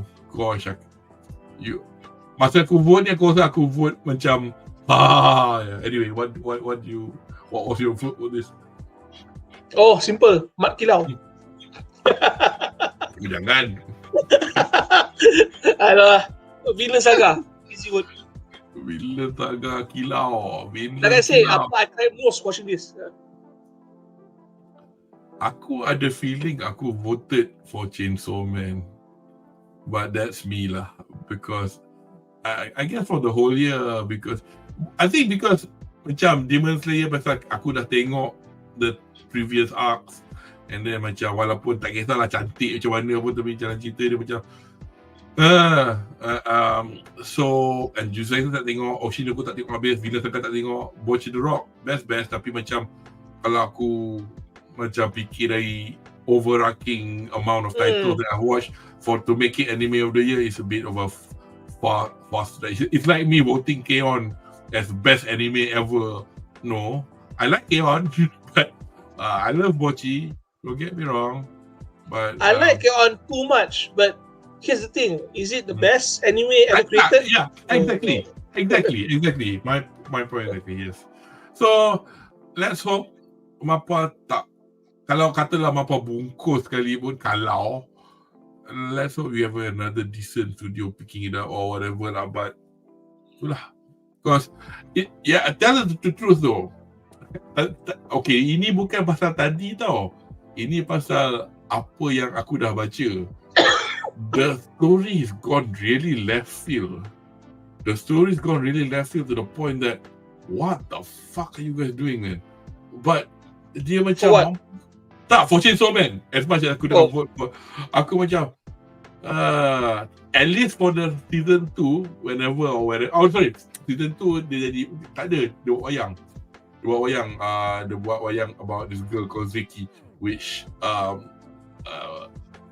voiced by Ueshama, Rina Ueda. Memang sesuai untuk that girl because they're cute. Ueda ni dia Ueshama ni dia ada macam bunny tooth sikit. Dia siapa main gacha game nama Nikkei, dia Scarlet, and dia banyak lah karakter lain lah dia tapi she is Ueshama is apa ni yang flipping neck dalam House of Butterflies punya dia macam orang nombor 2 kepada Shinobu. The girl with the purple eyes that doesn't talk, and Tanjiro bagi dia duit, so flipping neck. Suyuri Kanao, that's Ueshama. That's Ueshama. So yeah. So for the they've called this arc up to volume 11 the public safety arc. So we will see a conclusion in season 2. So bagus lah. I think they break it up like that because one, that arc yang particular pasal ada girl ni, Rizzy bukan Ziki. Oh gosh, Rizzy nama dia. Dia nice and neat to put it in a 2-hour or less than 2-hour film, and it'll be too short for a season, and hopefully it will mean they could finish up the arc as a second season after the film. If not one core, kena buat 2 core. Tapi kalau dia nak stretch jadi 3 more season 2, season 3 to finish it, pun boleh juga, because at the moment Tatsuki Fujimoto macam laju tapi still not laju. Dia macam Tatsuya Endo for Spy Family, once every 2 weeks, sometimes once every 3 weeks. Actually, between volume 11 and volume 12, he took a year's break, I think. Tapi once it gets to the following arc, lepas ni, it goes bonkers. I don't even know. Oh, sorry, the meme that I saw just now yang talking about bonkers wasn't about Chainsaw Man, but about Jujutsu Kaisen. Kau pernah tengok tak meme yang gambar ekor kuda, badan kuda, kaki kuda, kepala kuda? Yeah. Kan, kalau nak tunjuk if something goes to shit, the depan will be teruk kan. Yang ni ekor kuda cantik, badan kuda cantik, kaki kuda cantik, kepala kuda mata juling tengok macam tu. Dia kata manga readers will know what I mean. So for Jujutsu Kaisen, apparently it's gonna go ke mana lah. If you think having Nanami and Nobara mati in this season is bad enough, watch out for season 3. See, that goes to show. Aku tak baca lagi, aku dah tahu lah. Semua bloody hell punya social media. Anyway, let's go to our friends on chat yang bersama kami to the end. Aiman Shafiq, Villain Saga, best anime for 2024 this year, and Katie the Great, Villain Saga. You also Villain Saga kan? Ya. So dia Villain Saga menang besar. Victoria's Secret. So itulah dia Anime Award apa punya categories. I mean, just a quick one. How does the voting work? Oh, ada round 1. A panel of judges determines the 6 nominees. Okay, round 2, the same panel votes alongside fans to help determine a grand winner in each category. So they didn't exactly pick 2 of the fans vote to make. So they apparently voted at the same time as we did. But how? Because that means dari segi bilangan orang, they will be beaten lah. Katalah macam dia orang pandai semua vote Villain Saga, and all the Attack on Titan fan voted Attack on Titan menang, regardless how good your judges are. So I hope ada weighting lah. Macam the judges punya vote have more weight than the fans, because fans, bukan nak kata fans tak aktif vote, but fans can vote in a way to make their anime favorite title. I'm gonna go with my theory lah. They're gonna choose the top 2, and the judge going to choose between the two.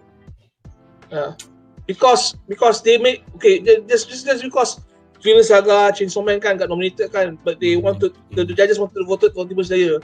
But the top 2 votes are these two. They have to choose one.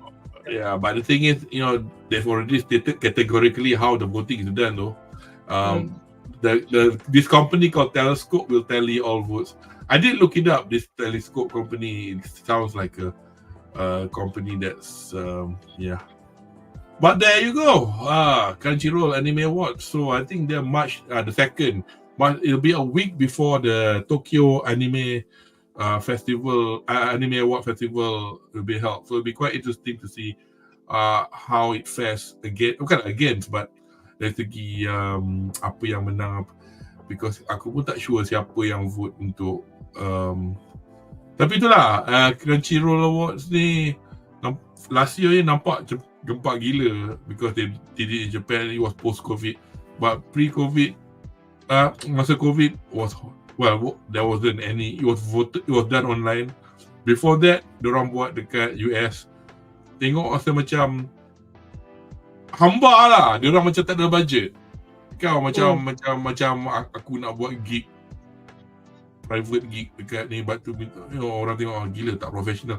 But now dah diorang under Sony, boleh lah mampu nak, they had the big weeks of the studios attending, so you need money for that lah. Apa ni? Kategori menambah. Kalau tunjuk number aku percaya. Tak ada number, patuh. Yeah, exactly. I'm not surprised. Sama lah semua. Oscar ke apa ke. Show us the stats. Show us the money. Anyway, so nampaknya kita dah tiba di penghujung sesi ulasan kami malam ni untuk pencalonan Crunchyroll Anime Awards 2024. Dan diharapkan penonton di rumah terhibur dengan sesi borak kami hari ini, and thanks to I'm going to categorically shout out to Category and Syafiq to be bersama kami till the end. Yeah, active participant. Yeah. Active participant. Sorry lah, kami tak ada budget. Kami macam Crunchyroll ke nak bagi awak prize. Tapi kepada anda yang baru ke sesi kami, jangan lupa untuk melanggan, berkongsi dan tenyeh butang like untuk kedua-dua laman YouTube stomachofchaos dan Pop TV, laman pop culture suka ramai Malaysia, supaya anda tidak ketinggalan untuk sesi kami yang datang. And jika anda ingin menonton sesi kami yang sebelum ni, selain dari arcade kami yang mengandungi sesi ulasan stream yang penuh, laman YouTube stomachofchaos juga mengandungi video ringkas yang mengambil tema spesifik dari perbincangan kami yang lampau. And as usual juga kepada siapa yang nak manage to catch this later on, walaupun anda tak dapat nak contribute melalui chat, by all means please do watch this video. Throw us your opinions and thoughts on what you think your choice of winners should be for each category that Crunchyroll listed out. So terima kasih kerana sudi bersama kami.